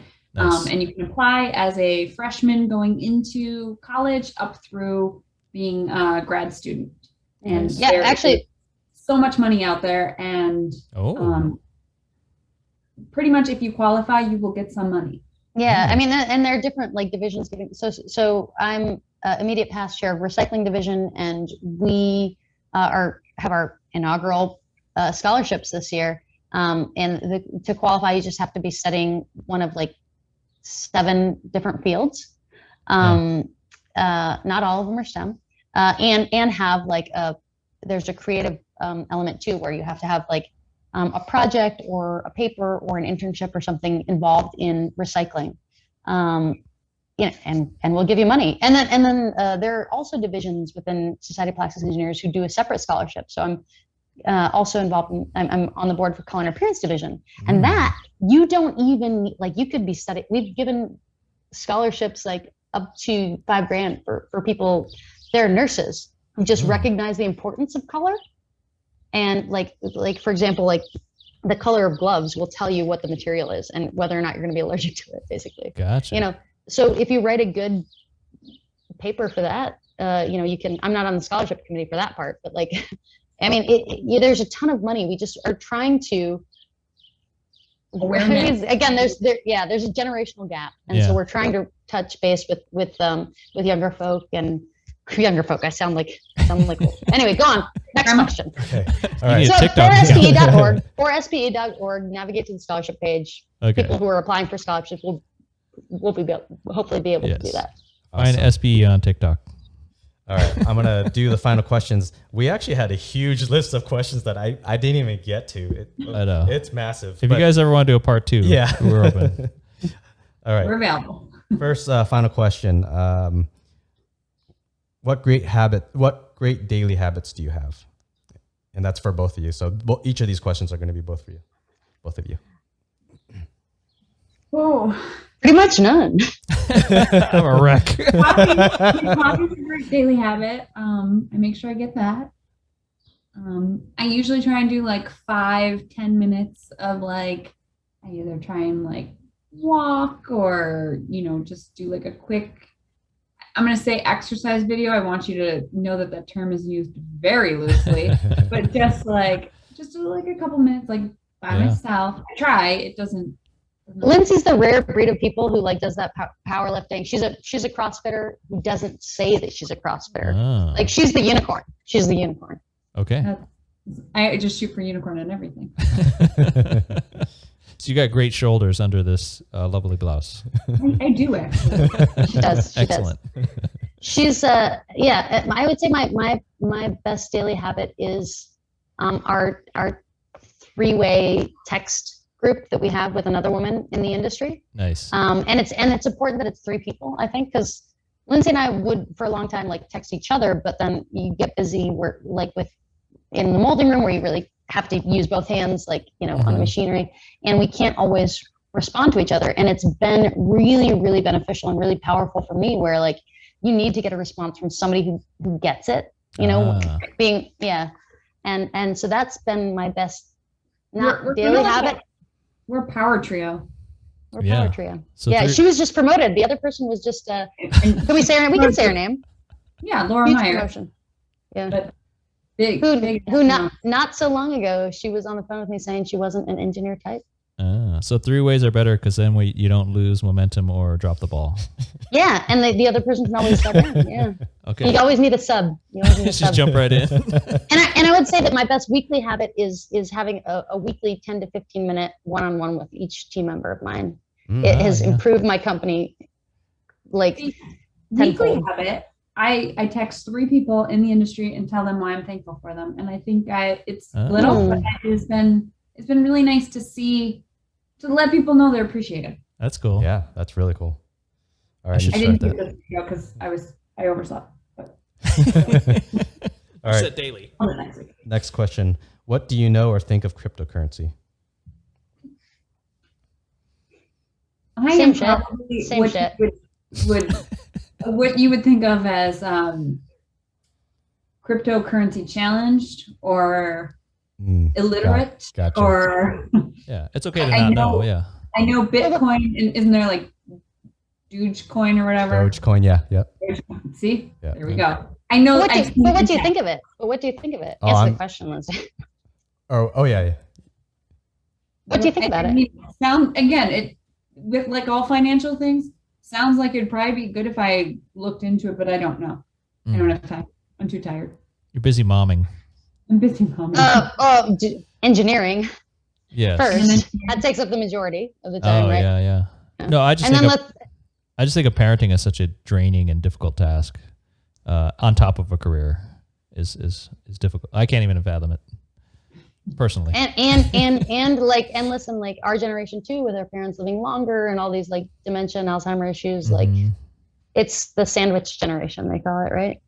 Where you're dealing with multiple kids and like sandwich. Shit sandwich. So Mercedes, you're saying you don't know much about crypto, or you're well, I mean, so when you talk about currency, it started as basically a voucher for taxes. Like it's like, so, and I mean, like really that's what it is, right? Like, so it's based on like paying the government back. So the benefit of cryptocurrency is you don't have to pay anyone back. But as with my opinion of cryptocurrency is like, if you're talking about like, I said, my first thing that I said was like same shit, just if you're talking about trading, right? Like, so that's a historian. You just watch the trends. Yeah, that's but so that's the big benefit of cryptocurrency is that it's not a voucher for taxes. Basically, it's not. I mean, the IRS. It's not an IOU. It's not an IOU. The IRS definitely wants to tax you on it, though. If you make capital gains, they want to tax you. Yeah, it's on all their forms now. If you ever have questions about cryptocurrency, I love it. I could talk for hours. I've done podcasts on strictly just cryptocurrency. I love it. I think it's the future. The decentralization is a beautiful set of code or technology that I think is going to have a paradigm shift on the world on how everything we see things. If I were to get you a gift, it would be about cryptocurrency. Yes. Hey. Yes. The autobiography of like there was a documentary made about it was like I listened to it on maybe it was like This American Life or something. I'm trying to remember what it was, but this wild story where it's like, yes, I think it was This American Life, where they were trying to start a cryptocurrency and like putting the phones in the microwave and stuff like that in this hotel room and stuff, like. Okay. Yeah. Interesting. It wasn't This American Life because I would have heard it. Okay.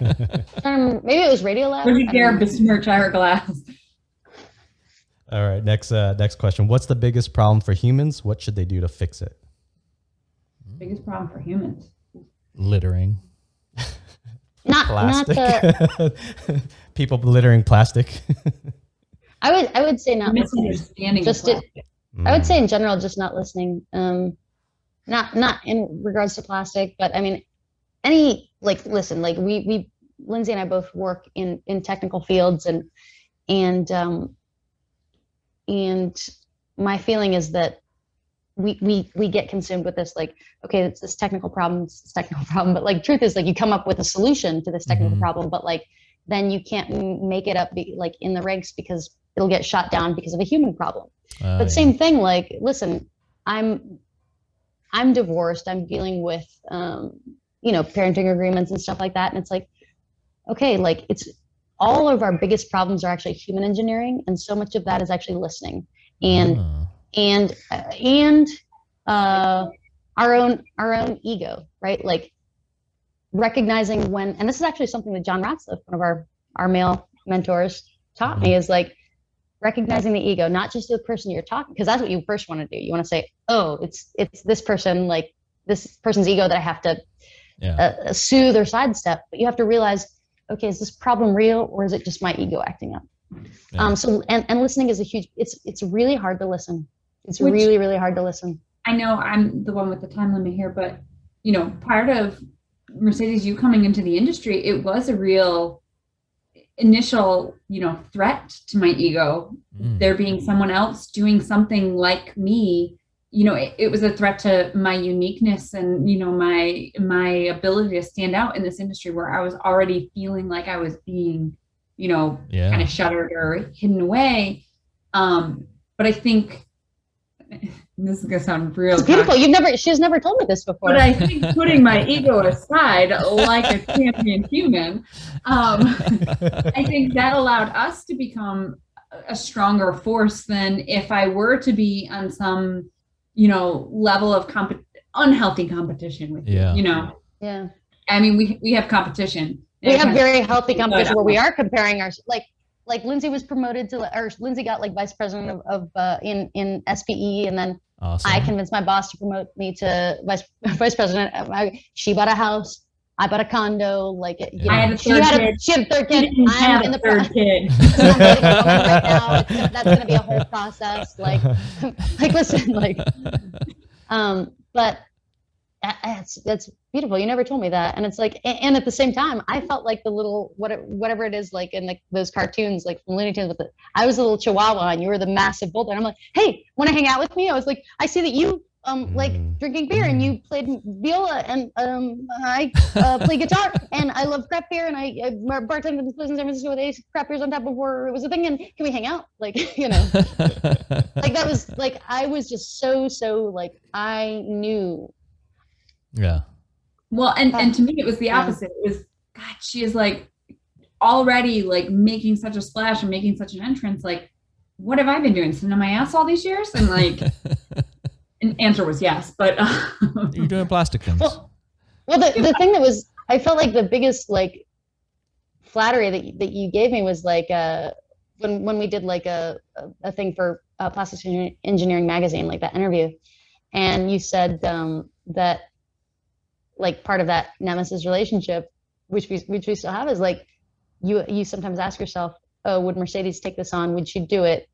Oh, if she would do it, all right, I'm gonna get off my ass and do it, And that, and it's like I wasn't gonna fucking buy a condo, but Lynzie bought a house, and I was like, all right, shit, okay, Well, as a realtor, I would say you both made a great move. You want to own your primary residence if you can. There we go. Yeah, that's good. All right, Lynzie, did you answer the? Is that part of, or your answer for the what's the biggest problem for humans? Mercedes. No, I mean, I said a plasticky answer, but I'm gonna stand by it, even though Mercedes is playful and deep and all that shit. But I think the misunderstanding of plastics is a big detriment to a lot of people and a lot of facets of people. That's a great answer. Yeah. Yeah. Okay. Next question. What's your favorite food? Burgers. Like plain hamburger? Well, no, it's gotta be a delicious one. Would you get a bacon Western barbecue burger? Well, like I can be wowed by like a good bun and like just a simple cheeseburger with like one pickle and some ketchup, but it's gotta be the best pickle slice ever. Best pickle slice. Like pretty much, if you're gonna say we're having burgers, I'm in. Nice. Probably chilaquiles. Chilaquiles. What? Or I'm ignorant. What is that? Chilaquiles. It's just like it's kind of like it's a Mexican breakfast food. Like you take like some tortilla strips, some eggs. Like you can put them in any way. Like it doesn't have to be scrambled. You can throw in like whatever you want, but it's like Mexican breakfast. Oh, okay. We're gonna look it up. Awesome. All right. Last question. Think of at least 2 friends that should do this conversation. Call them out. Laura. Laura would be a good one. Is she the three-way girl? She is. Okay. Sorry, that was the terriblest way to put that. Is she the other Titanic? Is she the other fantastic woman that is on your? I feel like she like is still. It's hard for women in this industry, especially who come up through plastics engineering school. She doubts herself. She's all of the professors. Do you know? I know 2 professors that are women in our industry. I know well, we overlappingly know Aaron Kinney. Aaron, Meg. Meg's so, yeah. She would be great. And Allison Rhodes at Penn State. She is At Barron? Yeah, she's a Yeah, I don't know her. genius. Cool. And her research assistant, Annie, well, actually, that's probably a super insult to Annie because Annie is, I don't know what her real title is now. I know she's only teaching like one class and like doing majority of her time research, but she, I mean, they go deep. They got a NSF grant for Penn State, which is like, I guess, super hard and like the realm they were pitching it in. I don't know. It was a big deal. I like where this is going. We just talked to a, was it synthetic meat dude? Our last podcast, we talked with a guy that is growing lab-grown meat. So that's future stuff. All right. I would say Christine Femia, who I know that you're threatened by her because she's like my other friend that I text constantly.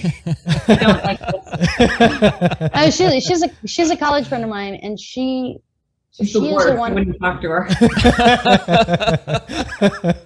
She's the one who enlightened me to the role of human resources.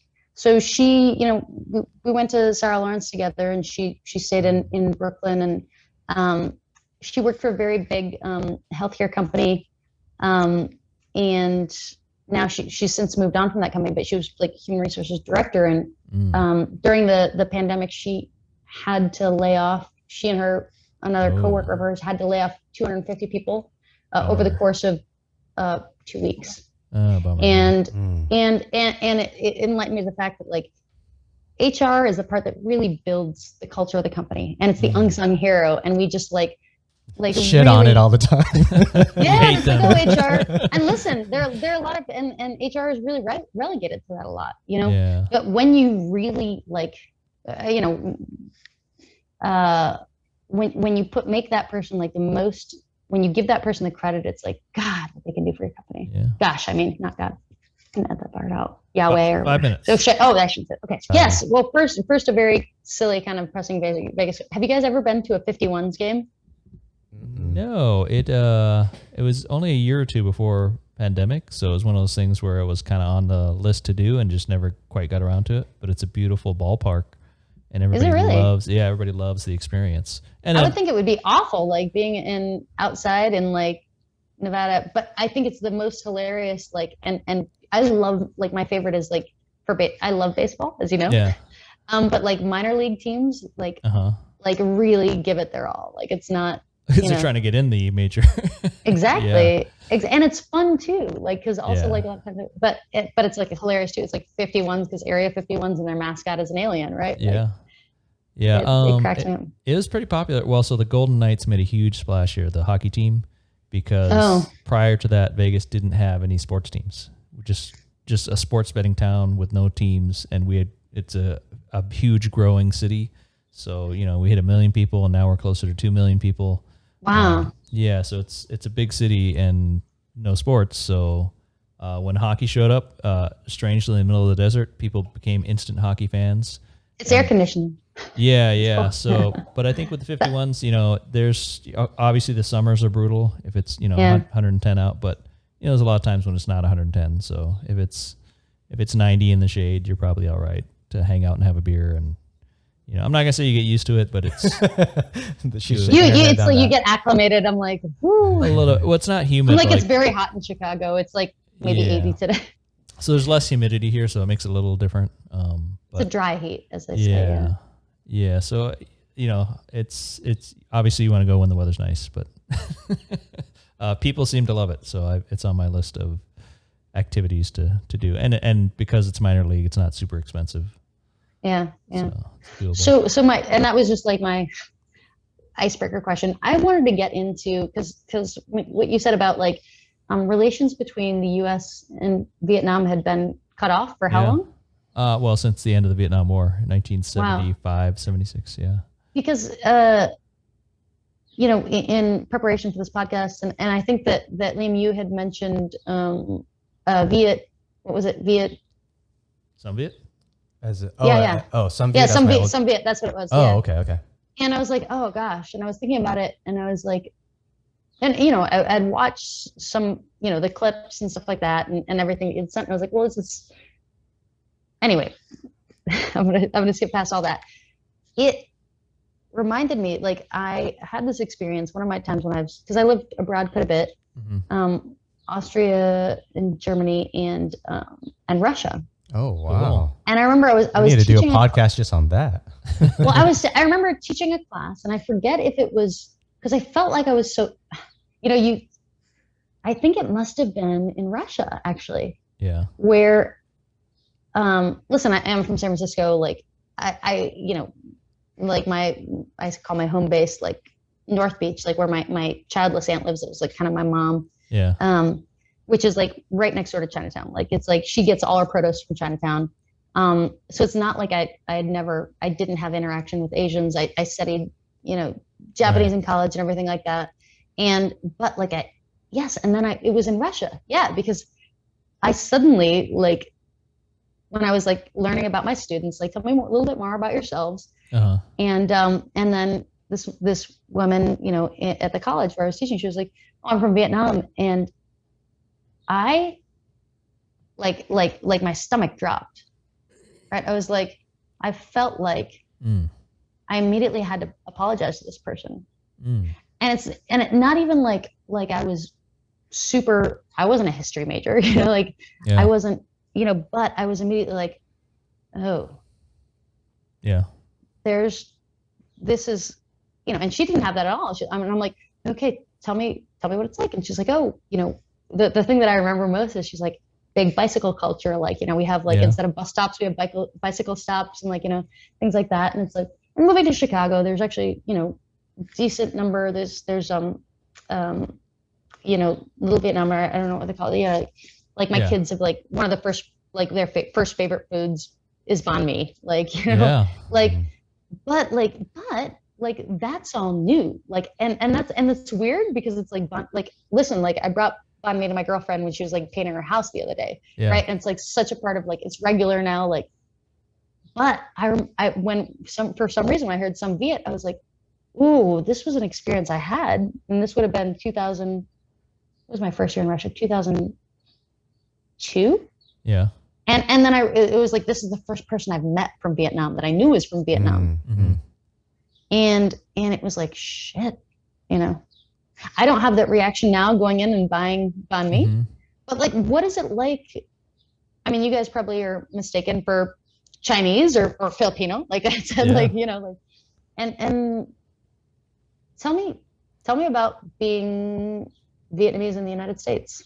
I think on a individual level, it really comes down just like the racism thing is just, you're going to meet some good people and some not so good people, and you're going to meet some people that are ignorant, whether they chose to be or not, to whether it was their fault or not, if that makes sense. Meaning some people that naturally go out and try to understand other cultures, or even if they're just more open to different foods, different cultures. One thing that I argue with Emmett, I say, when you say food is gross, if for example, oysters, if you don't like oysters, and she's like, oh, that's fucking gross. To that me, can be tremendously insulting. Yeah, exactly. If it's like, it's like that person. No offense. I'm not offended. It's those. I would say, if you're smart enough to be able to break down the levels of intellect that gets to that point, meaning someone had to be fortunate enough to live in a life in America where they never ever had to eat oysters. So now they've had a chance to go to college and whatnot and be very educated and have opportunities that's very privileged. I'll say privileged in the sense that in America, we all are privileged. Yeah, definitely. I guess there are some people that are a little bit less fortunate, but that's a different topic. But even the less fortunate people are way more fortunate than like if you've been. Yeah. So anyways, I guess I went on a tangent. I think people, if you have the mindset to be open and try to understand and empathize or sympathize. So as for me, growing up in San Diego, California, then living in Las Vegas for the last 9 years. Yeah, something like that. Racism, I don't think is that big of a thing for me. I don't know. I do have earlier when you and Lynzie were talking about being women in a male dominant industry, my perspective on being a short Asian male in America, I don't know. It's hard for me to decipher how much height or how much is having the face of an Asian affects my salary and my career opportunities. I'm pretty vocal about it and I feel like some of my career opportunities, I see other tall white friends that get promotions, and I'm like, I feel like we're of equal competence in IT, and if anything, I've had some friends where I feel like I'm way better in programming or whatever that compared to what they do, and their salary. And even you look at like the statistics of like CEOs, like majority of CEOs are like over 6. Yeah. Tall white dudes. But okay, like the racism thing aside, because that's an important question, and I like, because it's a different animal for Asian Americans than it is for other minorities in the United States, and it's important to talk about. But I'm talking about more like the history, because there is a dirty history between Vietnam and the U.S. So like, do you feel like that affects you at all? Like, are you like, honestly, if I'm like, if I were in your shoes, like, I'm like, I mean, it's, I don't know. Do you think about that? There's, I wonder if this answers your question a little bit. For me, when I think about my dad being in the Vietnam War, and then his story, like, to me, it sounds crazy. His story is, I'll try to make it quick. No. I have all the time in the world to talk about this. Like, this is more important than historical all the plastics. Like, he was human interest. Yeah, he was his family was in Saigon, South Vietnam. He joined the army for the U.S. side, and then so as America's in Vietnam, Americans don't know how to look at Vietnamese and even decipher who is of northern mental communist views and who is more democratic and on the American side. And so even his family, they had to be fearful, knowing that his mom's, or how do I say, so he joined the military, so his brothers and sister and his mom have to be worried that if they say that they have someone in the military, if some North Korean spy comes through, North Vietnamese. Oh, I said Korean. It's the same shit. Like, I mean, I lived in Russia and it's the same thing. You know, I didn't live in Russia during communism, but like I lived in Russia with like people who lived that. And it's like people whose parents both work for KGB and then FSB. And the parents didn't even know that they both worked. And during like the glasnost, like after like, oh, they kept it secret from each other? Yeah. Wow. And they only found out during glasnost when everything was exposed. And it was like, oh shit, you were doing? Oh, yeah. And then she was like, oh yeah, my job was like to be, because I was multilingual. I was like on trains. My job was just take notes on all the foreigners, like, and overhear their conversations. Oh, my job was like, I when I was going to work, in the plant, I was actually like listening to every conversation, it was like, Yes. And even, the, like, my chazeka, like host mom, whatever, her dad or father-in-law was like, he had died before I met him, but it was like, he had the experience where he would just like, they would tell me the story and the grandchild would tell me the story too, where he would just like pick up the phone anytime before he made a call and wait and hear a click, like he would like, and they were like, oh, he's paranoid, right? Yeah. He was a poet. Like that was his profession, he was a poet. Like he was an artist, right? And that's very like highly watched, right? Yeah. And highly regarded too at the same time. Meanwhile, doctors were like shit in Russia. Like, I was like, I'm dating like I came home one day, I was like, oh, I'm going on a date with a doctor, and they're like, doctors suck here. They're like you should like see like a journalist, like a writer, like maybe find like But so anyway, so he was a poet, and so he would but the best story was like you know, he would like, and they all thought he was crazy. Like, no, they're not listening to you anymore. You're an old man. You're not even producing art anymore. You're not writing. And then like, and one day, like he got so mad at my host mom. This is before she was my host mom. Like, he was like, he was swearing and stuff like that. And then they're like, which is very bad in Russia. It's not, Russians use it more in here, but like in Russia, it's very bad, the swear words. And then there was like suddenly a voice on the telephone being like, "Matam ni nada," like you don't need to like use these swear words. Like, and they were like, "Oh shit!" Watch like, your language. he's like, yeah, exactly. You know, so it's like, and it's so that was an interruption. Same shit. Like, yes, you can call it like North Korea, South Korea, you know, white Russia, like red Russia. Like, I get it. So continue with story. So then he on the night of 1975, when the war ended, so he went to his brothers and sisters, from my understanding, and his mom, and said, "Tomorrow I'm going to go to this beach. There's supposed to be a boat that's going to take us. I don't know. I can't verify. I don't know if I'm going to make it. I'm going to be there at 4 a.m. and whoever shows up, brothers, sisters, you guys could come with." He shows up on the beach the next morning and no one's there.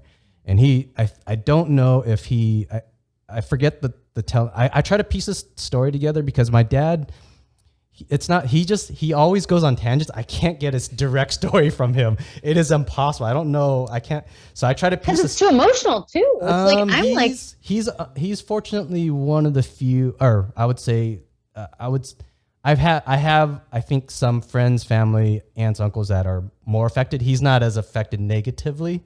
So it's just he's just. But maybe he's not showing it, you know, because I see that with my grandfather who's passed, but like he didn't ever show a thing. And then like all he would show is anger. Yeah. You know? Yeah. And at one point I was asking my dad, I was like, why is he so mean? Like as a little kid, I was like, why is he so mean? He's like, hey, my dad is a very, you know, empathetic person. He's like, you know, some people just don't know how to be sad, and it'll play out in different ways in them, and so unfortunately his is anger. Yeah. So I don't remember if my dad learned about this after or before, meaning his brother, one brother, or I think two brothers said that, well, they got girlfriends and they're serious about it, about getting married, so that they're not going to go with my dad to the boat. His older sister said, no, she's mentally more North Vietnamese mentally. Okay, so communist. Like I'm not like, and so the boat was going to the U.S. or? Yeah. Oh, so she's like, fuck that. Like, yeah, exactly. Yeah, okay. I forget the answer of the younger aunt. And then he went by himself. He had no one. I can imagine. That's so hard. Yeah, to be so alone. Because I mean, you got to. The other thing that's crazy is, in his shoes, he's dead if he stays. North Vietnamese are going to come capture him, put him in some jail cell, torture him. To him, it's re-education. Yeah. So he's dead if he doesn't go. He's thinking he's probably, in his mind, he had some like maybe 20% chance this boat is actually for real and he's going to make it to America. He had no idea. Yeah. So, I mean, as I'm telling the story, like I feel that I try to put myself in his shoes, and I can't fathom like the pain on all sides of that. Yeah. I mean, and just like having to leave, like, I feel like in the US, like we don't have, it's a little bit different. Like it is like first gen, maybe second gen families who are like that, like where you have like the 3 generations living together in a household, where you have like, but like in a lot of like US families, it's like, okay, they turn 18 and then they go move across the country. Like you don't have the close relationships where like family is everything, you know? Yeah. And I feel like with a lot of people outside of the United States, a lot of immigrants to the United States, that's what breaks my heart about that story is like, my goodness, like he shows, I mean, the most important part for me of that story is like he shows up and he's alone on the beach. And it's like, he's alone, like, this is going to be my future and I'm just going to have to make it work. Yeah. I'm like, Yeah. He tells me, I'm getting emotional too, just thinking of his journey.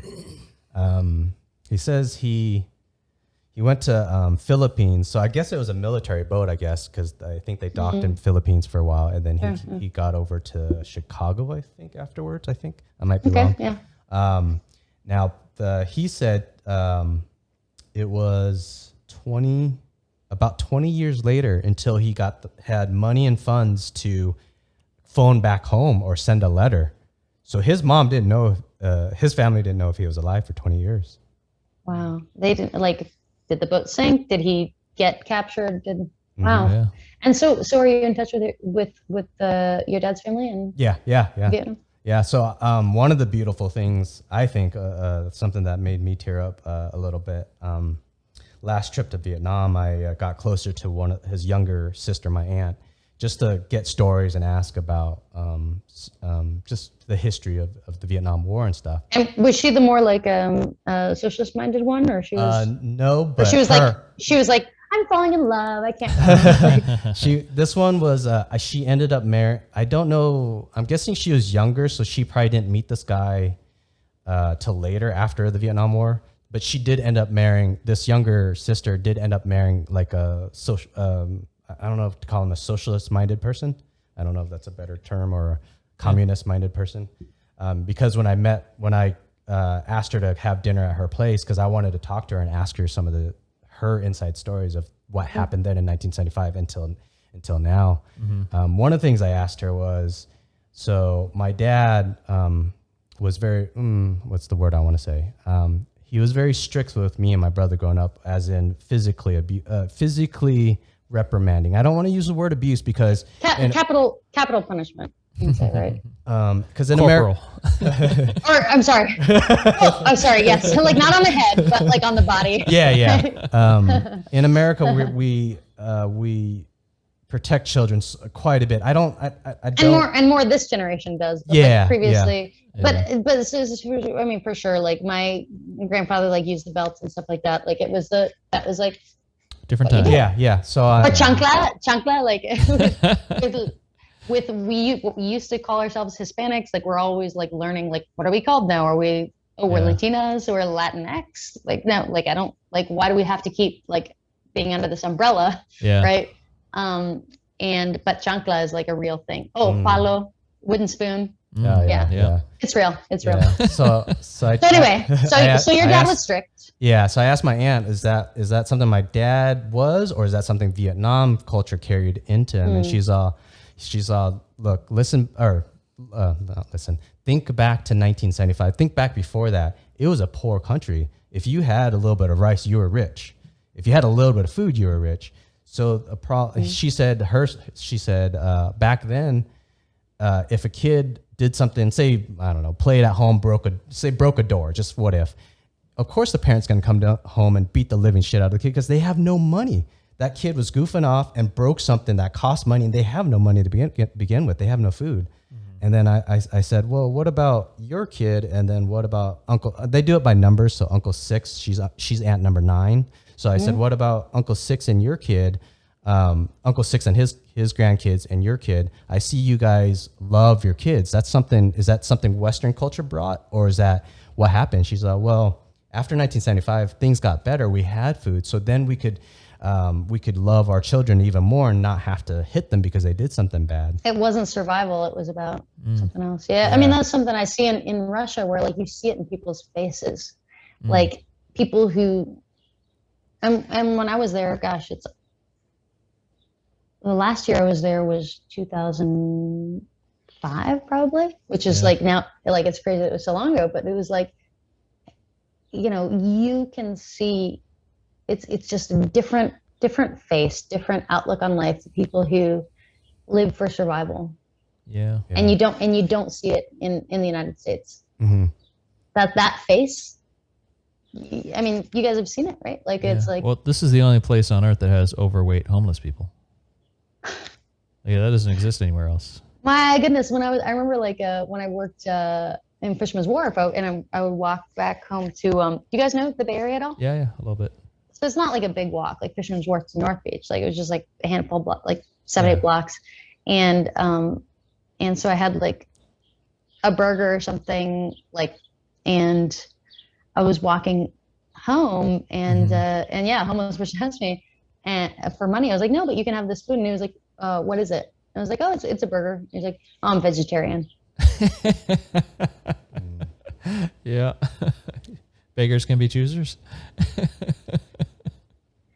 I was like, literally like and it's, I mean, it sucks too. Cause it's like, everybody should have their own values and their own standards, but like, that's what we think of too. It's, I mean, it's like, yeah, I mean, you're absolutely right. Like we're the only country that has like, it's a weird thing. And then you look at Russia where it's like, they literally don't have homeless people. Like they can't, like you have to have a home, right? Because otherwise you'll freeze to death, right? Yeah, you're not gonna make it. You have bums, I guess you would call them, like what like.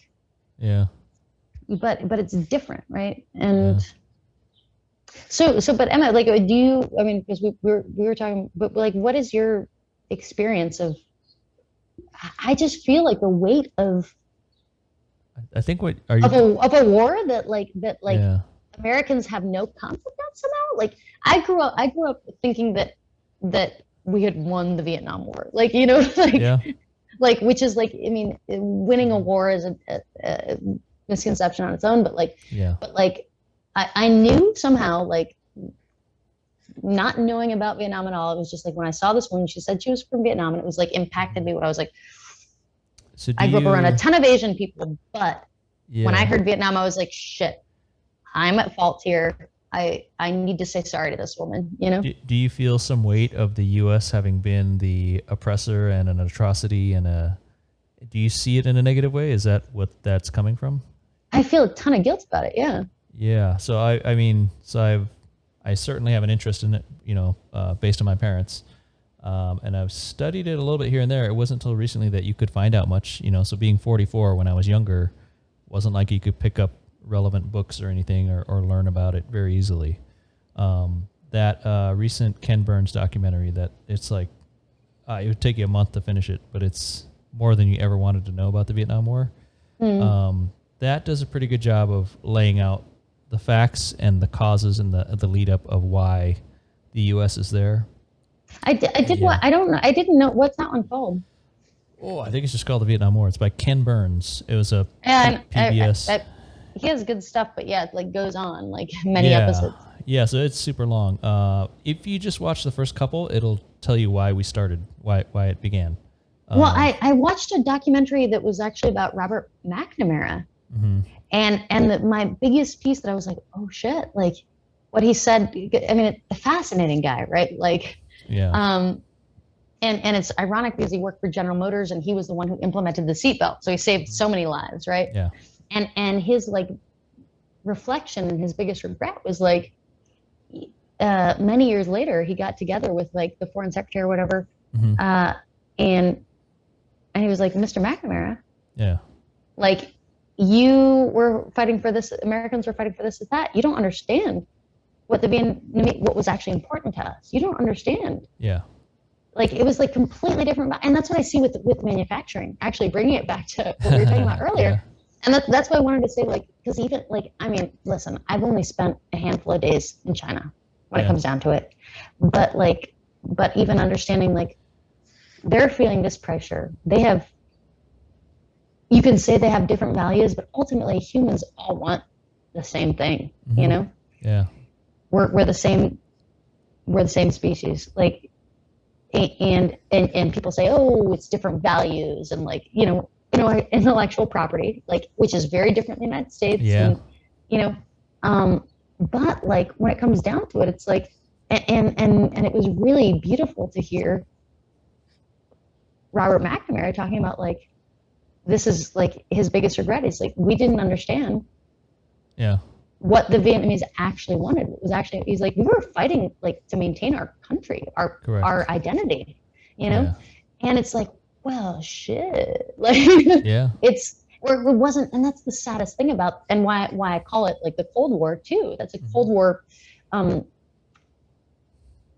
so aftershock, just because I'm like a Californian, like, go ahead. Yeah. So to address your question, it's a lot of that is lost in the next generation.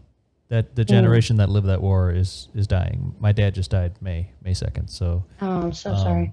yeah, I mean, he had a great run, so we're lucky to have had him so long. But that generation that lived that experience is disappearing. The next generation, like you said, doesn't know that conflict. They don't know the motives. They don't know the intentions. They don't know the struggle. Even in Vietnam, everybody's got a moped and a cell phone, and they're looking towards a future and a new modern life. And so it's history that is evaporating. But I don't think it's all negative. So my dad's job was to go look for PWMIAs, to find missing Americans from the Vietnam War in the early 90s. So so there's a big lobby for that in Washington. Wow, that is like a straight up PTSD job. Well, he found it super therapeutic because he had guilt and regrets, and he felt this is a good thing I can do, and this totally noble and helps everybody, and nobody's against this. And so he was one of the first. Yeah, it's actually the opposite of a PTSD job. It's like, this is how I can deal with the trauma of, and this is how I can. Yeah, it's the proudest thing he did. So wow. But he went to Vietnam when there were no Americans in Vietnam. There was no embassy. There's no consulate. So he's connecting with communist, government officials and reconnecting to that world. And so here's the best answer to your question is in getting to know him, their job is to watch him, make sure he's not doing anything he ain't supposed to do, right? But you travel with some dudes for weeks, they get to trust you and they know you, right? And they say, you know what, we get it now. We understand what America was trying to do. Russia sent us guns and sent us weapons, and America sent us their children. So which side was right? We'll never know, but we see the intentions were good. So even in Vietnam, they get it. That's very kind. Yeah, that's very kind. But the South definitely was fighting against the North. If these other powers didn't exist, there was conflict within the country, right? So it's not entirely this evil thing that America perpetrated on Vietnam. So it's complex, but there's a lot of conflicting interests, conflicting motivations. And so now Vietnamese people, having seen when people leave Vietnam, where do they go? They go to the U.S. What do? They send back money. That doesn't sound terrible, right? Are they complaining about the U.S.? Does anybody ever leave the U.S. and go back to Vietnam? Does anybody leave the U.S. and try to go to Russia? So it's you see the proof in the pudding of what is good is what is bad. Well, that's an interesting question too. Like, yeah, why are people not going back? Because it's like, okay, I'm making more money here, but like, what can I? This is something that's like a question that they're asking on reservations now in the United States, right? Like, it's like, there is like this, not even a trend yet, but like there are some people who get educated, from reservations, who get educated by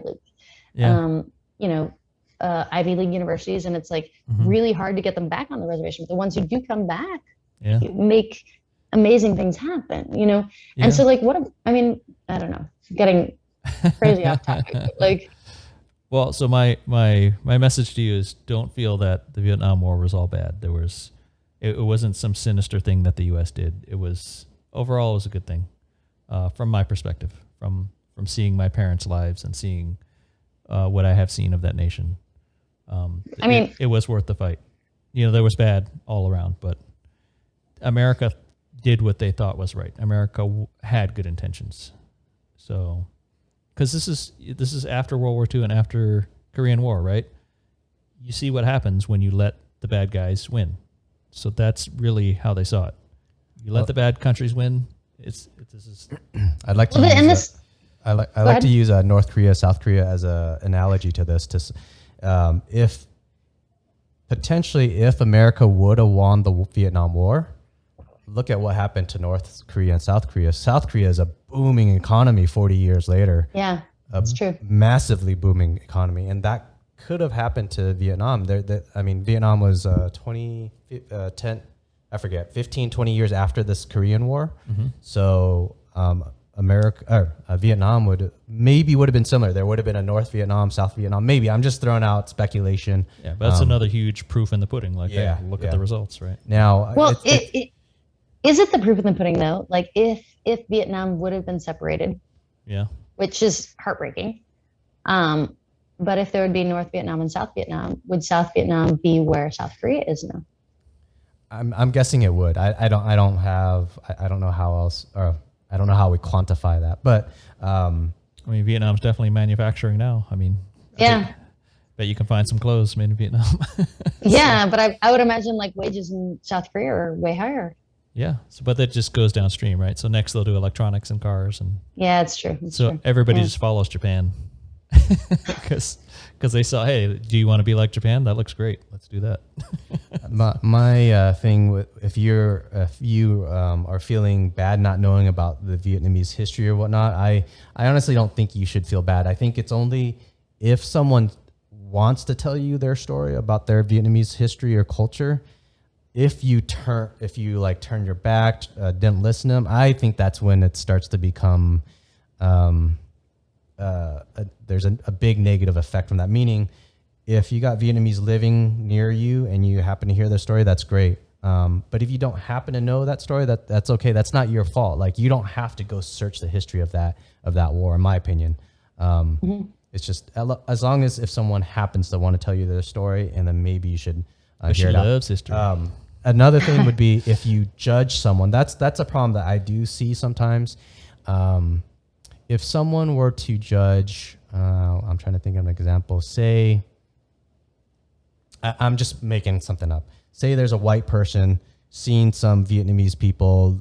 Say there's 6 people. Say 8. Why does that have to be a white person? No, I'm just kidding. Say there's 8 people in one house, and they from the outside you probably the neighbor knows, well, that's probably a 2-bedroom house, and there's 8 people in there, and that's a Vietnamese household. If that white person were to look at it, or any other person, it doesn't need to be white, like you said, but if they look down on it, that's the only thing that I would have a problem with.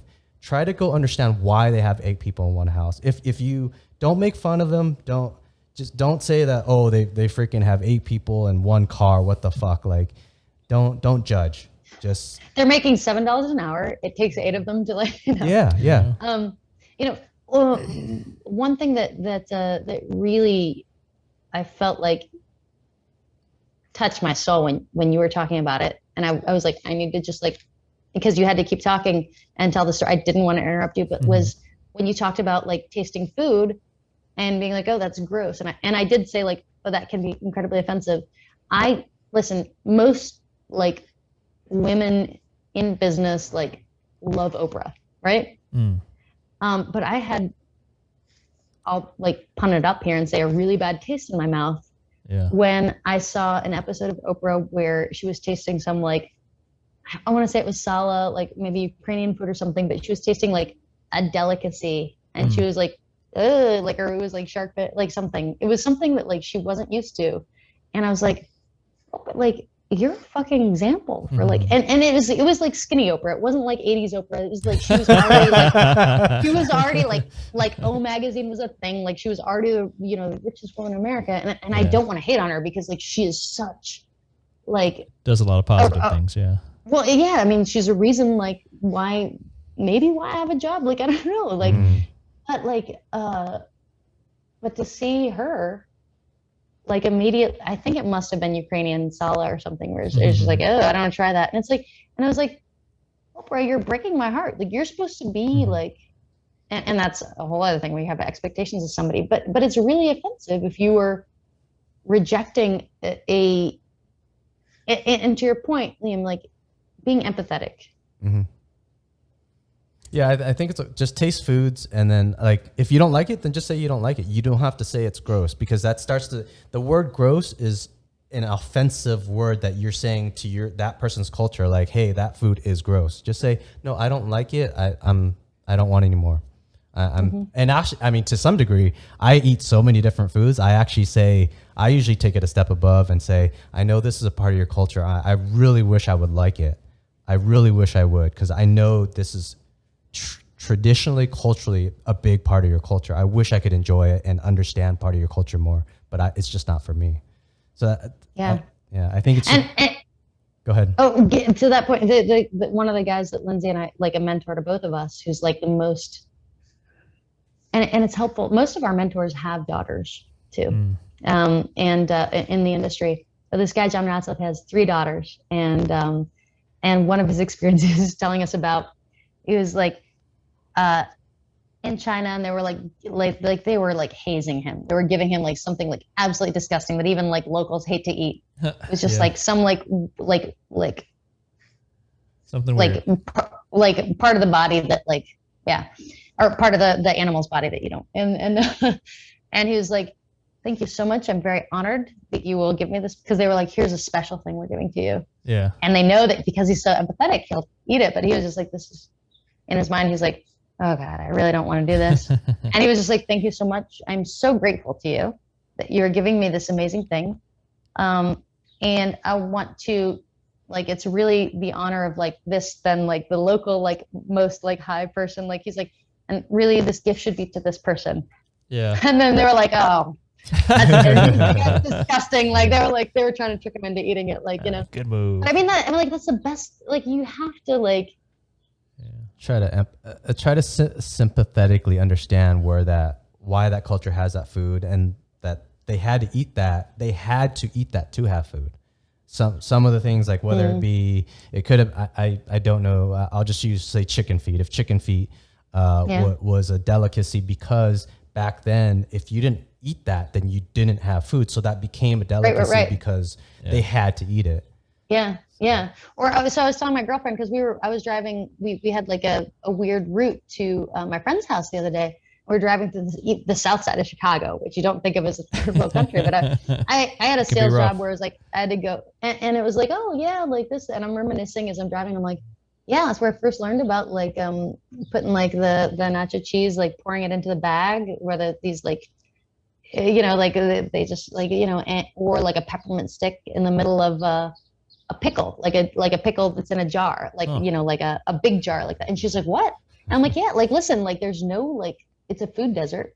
Like this is the freshest thing there is. The hot nacho cheese, pour it over the Doritos, and then like the pickle from the jar with like a peppermint stick in it." And Weird. it's like, this is like a thing on this. I was like, I've been in Chicago for now 15, 16 years, and I've never seen it on the north side where I've always lived, but like on the south side, it's like, and I was seeing it when I was explaining to her. I was like, "Listen, like this is the freshest thing at the store. Different culture. It's a pickle from the jar and the hot nacho cheese." Yeah. And that's like the most desired thing, you know? Yeah. It's one of the other stories I thought about while we were talking.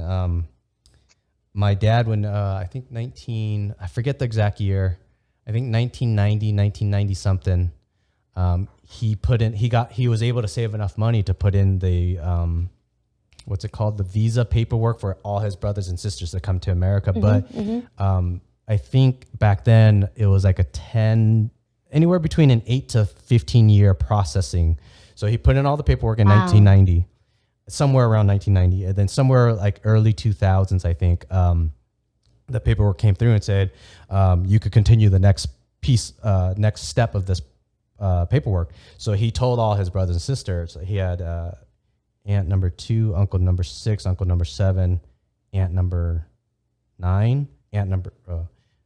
I don't know the stories of the. I think 2 or 3 brothers and sisters died in that time. I don't know the stories, but so there was 5.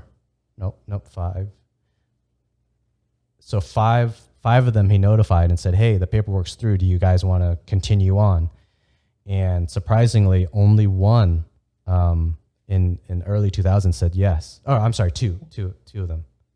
So there were 6. Sorry, 6 of them, and then 2 of them accepted the offer. The other 4 stayed.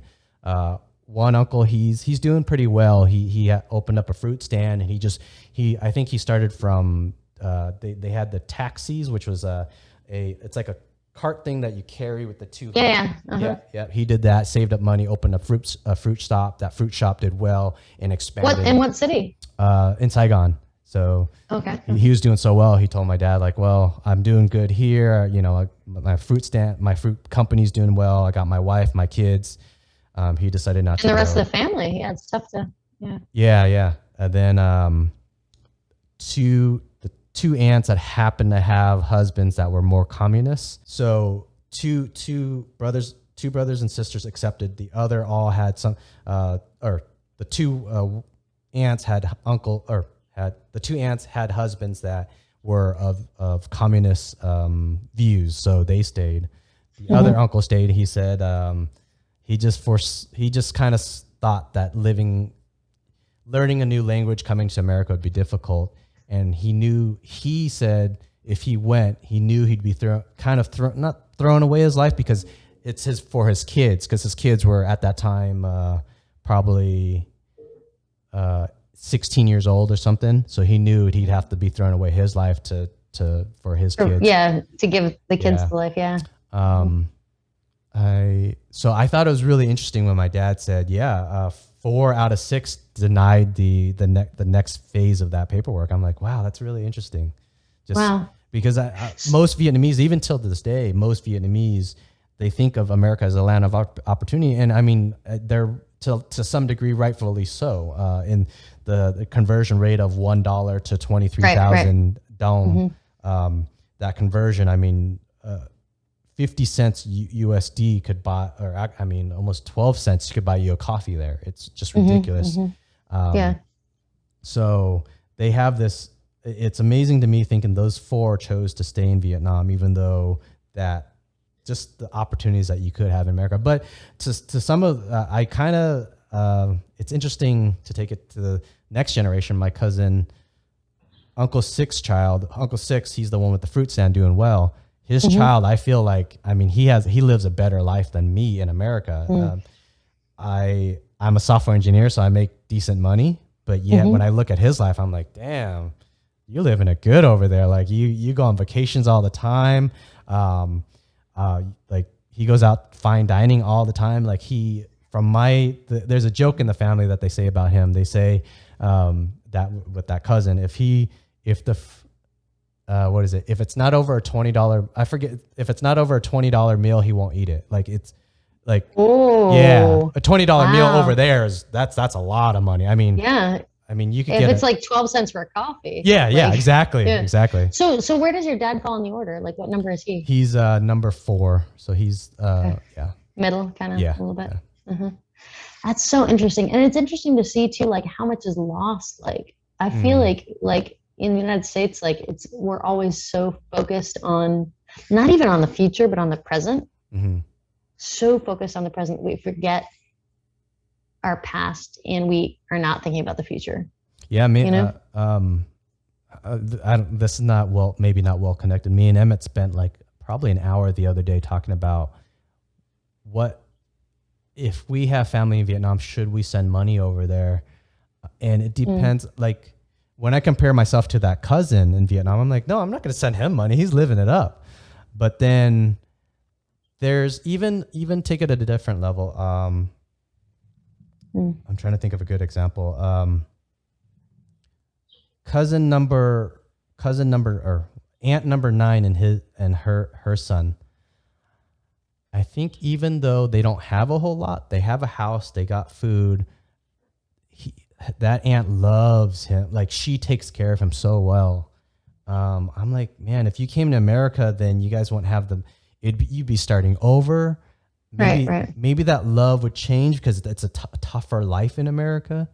And all the friction of like, then the kid is gonna like, Americanize, and then that's Americanize, exactly. Too. Yeah. So me and Emmett spent like an hour trying to figure out what privilege, or at what point is it right to send money, and does it, if they're okay. That's such an interesting question. That is so interesting. I've been thinking about this too, because like, I mean, my grandfather came to the U.S. like through at the time. So he was like his family were dairy farmers, but he went and like was interested in medicine. He became a doctor, and then during World War II, they needed doctors, right? So the U.S. Navy was like providing a pathway to citizenship for doctors from abroad, and so that's how my family got here. And and I don't know if they sent money back. But listen, like a lot of people that I work with now, like from Mexico, send money back.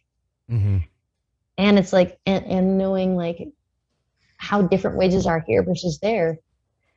And it's like, well, why would they ever come here if they can live like kings there? Yeah. And like these, you know, like some people just like work like dogs, like they they slave away, just and their families living like kings, you know. It's an interesting question, like at what point, like yeah, that whole some of the part of the conversation that we had on that was I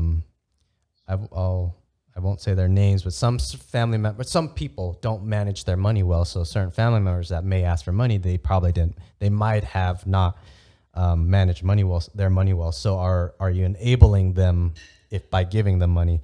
And then on top of that, to take it even on the other polar side, because Vietnamese have this idea that America is a land of opportunity, which it is, but it is. But I think the golden age in America, I feel like the golden age for, what's the word I want to say? A car when it was back then, when it was $3,000 for a car, but yet the minimum wage was $7. But nowadays minimum wage is $8 and a car is $30,000. So you went 10x one way, but the salaries haven't gone. And then now with all the politicians and corrupt insurance companies, medical bills, car insurance, all that stuff is so much more expensive, and buying a house is so expensive. So I feel like things aren't exactly equal in Vietnam versus here. So all those Vietnamese, I try to tell them, and they don't believe me. I try to tell them in Vietnamese, and I try to explain to them, like, things in America aren't the way that you think that they were back in the 1975. Things have changed now. Oh, that's so interesting. It's very like, and like, it's so hard to explain, you know? Yeah. Trying to explain inflation. There's just so much to it that's hard to explain. And the systems, like insurance systems and stuff like that. Yeah. What, so one thing that I also wanted to ask about, like, so I was talking to a friend of mine from college who was driving cross country and recently stopped here. She and I, so she's Puerto Rican, half Puerto Rican. I'm half Ecuadorian, and you know, now there's this new term like Latinx, and I'd referenced that earlier, like, and we were talking about that and like how the term Latino didn't even exist until recently. And in New York, it was like different. Like, she always thought of herself as Puerto Rican. I'm like, oh, that's amazing. You know, I thought of myself as Hispanic, and then we had to change to Latino. And then there's like this Latinx thing, which isn't even like a word, like, that makes sense in like Spanish. Like, it just like feels awkward. And it's really like, and so I'm interested to know, like the blanket term Asian, right? Like, is it, because I see this happening with Latinos now, or Latinx now, right? Like, it's where it's, you know, a foreign culture is trying to say, hey, you are all this one thing. And then, oh wait, 5 years later, okay, you're all this other thing. And this is your new term. This is what we're going to call you now. And it's like, well, I'm completely, like, a Cuban is 100% different from like a Mexican, right? Like, like, especially like politically, right? Like, or you know, and all those intricacies of like, especially, I mean, like, great example was, they were trying to do like a get out the vote event and in Miami. And they were like, where most of the Latinos are Cuban and Venezuelan, like from these communist socialist countries, that they fled from there, right? And they're like, oh, well, who's like a good, like, popular, like, Latinx person that we can bring out? And they're like, oh, Alexandria Ocasio-Cortez, like, who's Puerto Rican from New York, and like socialists see, like, because like they are not socialists, like people from these former, or okay, like Cubans and Venezuelans, like, see her as like the biggest threat. Like, it's like, oh, she's pushing this agenda, which is like the reason why we fled here. Like she is like no, like why would we, like they, you know, and it's wild that like a lot of people just think, oh, okay, it's like, okay, she's this powerful Latina woman, like we'll throw it down, and it's like, no, this is not all the same. Is it similar in the Asian community where it's like there's like this blanket of like, oh, I would say I would think the Asians typically don't care about the blanket term of the title Asian.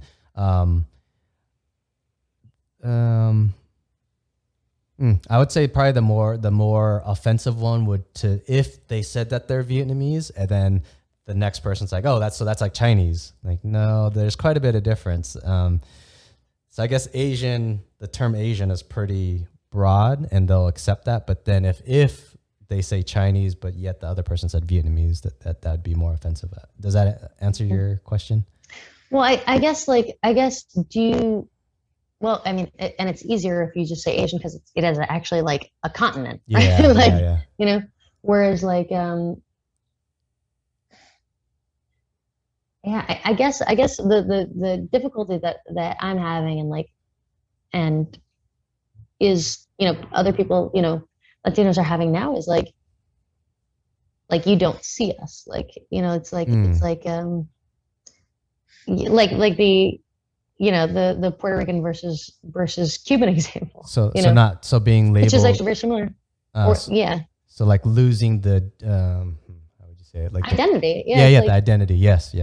And it's like you don't even get to choose your own identity because like, okay, now you're going to be Latinx. Yeah. Which feels even more foreign. Like Latino was accepted because like, okay, like it sounds like our language. It's like, oh yeah, it's our, okay, fine. It is our, you know. Yeah. Where it's like Latin, you know, and it's like where it's like, okay, you know, get it, like you know, trying to be like remove gender, but it's like the language itself is gendered. But it's more offensive that it's like you're telling us what we should be called. Yeah. And you're putting us all understood. under this one thing. Yeah. I don't know. Yeah.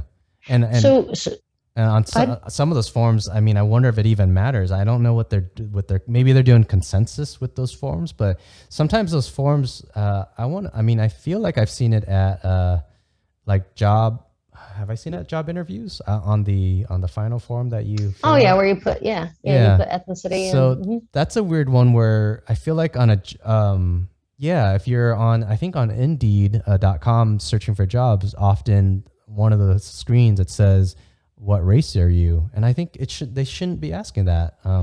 Maybe if they're doing it for consensus only, but maybe, so I think what me and you are getting at, ultimately racism shouldn't exist, but it does. Unfortunately it does. Yeah. I mean, there's a whole equal opportunity employer. I think more what I'm getting at though, is like Latinos or Latinx people, is what they need to be called now, like are definitely at odds with each other. They don't have the same culture, right? And it feels like in the United States, they try to put all Latinos into one box and think, okay, this is how they think, this is how they identify. Yeah. And is it the same thing for Asians, where it's like they try to put all Asians? No, it's different. Well, I mean, as in culturally, I mean, Vietnam is so different from Thailand from China. No, clearly, and I got China and Japan, like. Korea, like totally different. But do you feel like you're put into? So with this, some type of bucket that are you asking if I feel some type of category that is not beneficial to me, or not even beneficial? I don't know. For me, it's like, okay, well, Latinos are like. Okay, now I'm gonna generalize and be like, we're very proud. Now I'm making this statement like that, but it's like you. Why are you saying that like these are our values when like there's a country like 1,000 miles away that speaks the same language and you're calling the same thing, and they are completely polar opposite of my values. You know? Yeah. I think. That's a huge thing. I don't know how to answer that. I think, I mean, even to take it a step further with like Hollywood media, newspaper magazines, usually there's almost never a Asian guy as a lead role. I think Crazy Ex-Girlfriend. What was that? Crazy Ex-Girlfriend. Crazy Ex-Girlfriend. The is it crazy? What's the movie? You thinking that's the title of the movie? No. I'm not thinking of Crazy Rich Asians. If that's what you're saying. Okay. But no, this is a TV show, Crazy Ex-Girlfriend. And the leading male like heartthrob is Josh Chan, and he's like a Filipino guy. Like, yeah. So I mean, he's probably one of the few that landed a leading role. So that's just something in America. I think I guess I'm getting into stereotypes, as in Asian males aren't viewed as a masculine person. That's just, unfortunately, that's somehow in America, they have demasculinized men. Emasculated men, Asian men. And then female has hypersexualized Asian females. It's a funky thing. Oh my God, the recent events, Oh yeah. And then, the recent events are you talking about the Asian hate thing with COVID? And and that was unfortunate. It was mostly Asian females and older men and older women being attacked. It's just it's messed really up. crazy. It's messed up. Yeah, it's very strange, and it's like getting deep into psychology, because that's the other thing too. It's like not something that's spoken about. Yeah. And even with the shootings, it was something that was not addressed, like by the media or the police, is saying like, I'm talking, with the thing that happened in Atlanta, right? And it's like, well, why are you not addressing this? And they did start to some extent, but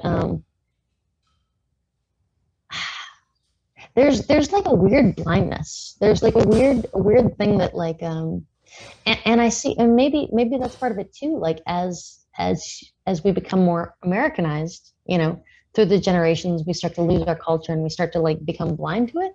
But like, I feel like we have to, to your point, we have to empathize and understand like, hey, like, how is this person feeling?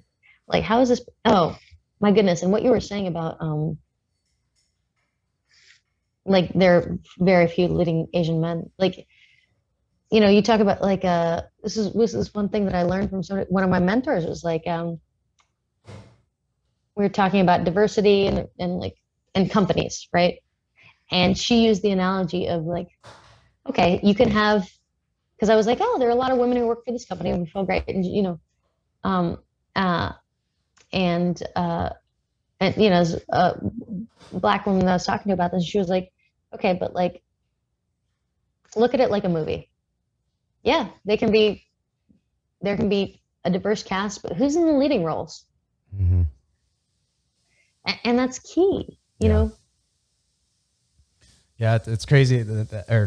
Then to hear you and Lynzie earlier talking about female in a male dominant world. So there's so many aspects, from race to sex to gender. So it's just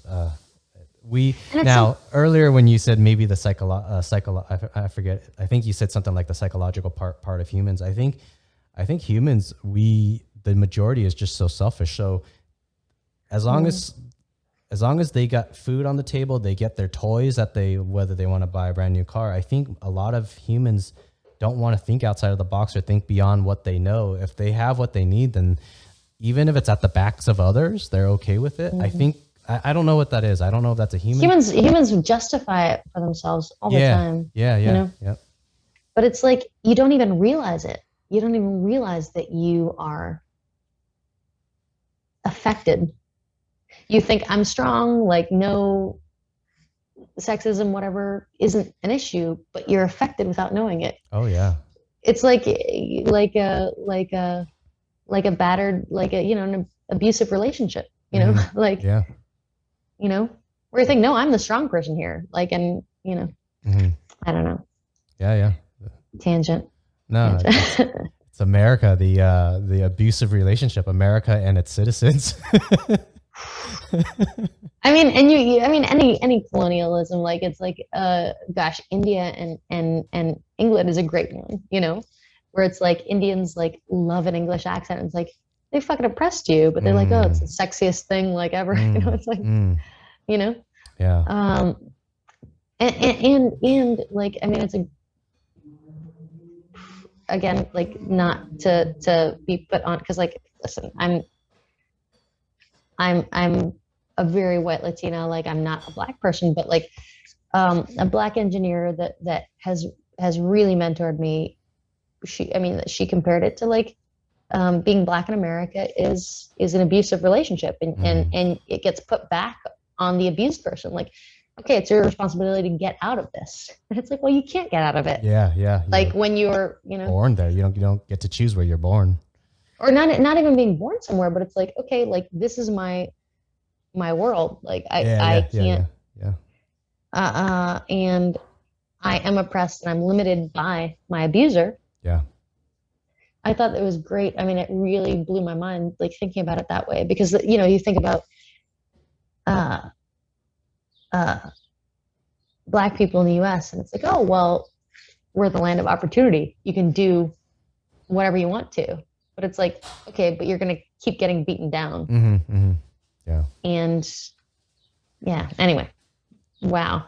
Big set. Like, again, like probably not the best to publish is like a white Latina, like an Asian American talk about like, oh, the black experience. We know about that. Like, yeah, I mean, we could try to sympathize though. That's what we're trying to do, I think, with this conversation. So one of my mentors, I was talking with her about like, who's a black woman. It was like, I don't know what to do about this thing that happened in Atlanta. She's like, I can't relate. Like, you know, she was like, like literally like at a loss for words, where it's like, okay, this is racism and I see it, but like it's weird, right? Mm-hmm. Yeah. And there's, yeah, it's a complicated thing. Mm-hmm. It was a pleasure, Mercedes. This is delightful. Yeah. This is really, really great. Yeah, we'll plan a part 2. I'll reach out to you guys and see when you guys are free. That'd be great. Thank you All so right. much. Thank you. Thank you for your openness and for doing this in general. Yeah. It's amazing. All right, Lynzie, Mercedes, it was a complete pleasure talking to you for the last 3 hours. Thank you, and hopefully we'll do a part 2. Yes. Absolutely. Thank you for being stunning and impressive women that I hope can be role models for a lot of our youth. It's fantastic. All right, and then let's... You guys are cool too. We like you too. Yeah. We didn't hate this. All right. You weren't texting each other. No, later. We were told not to. We were told not to. Oh, okay. This is a portion of the full podcast. Be sure to check out the rest on PlastChicks. PlastChicks can be found on YouTube and on www.4spe.org/podcasts.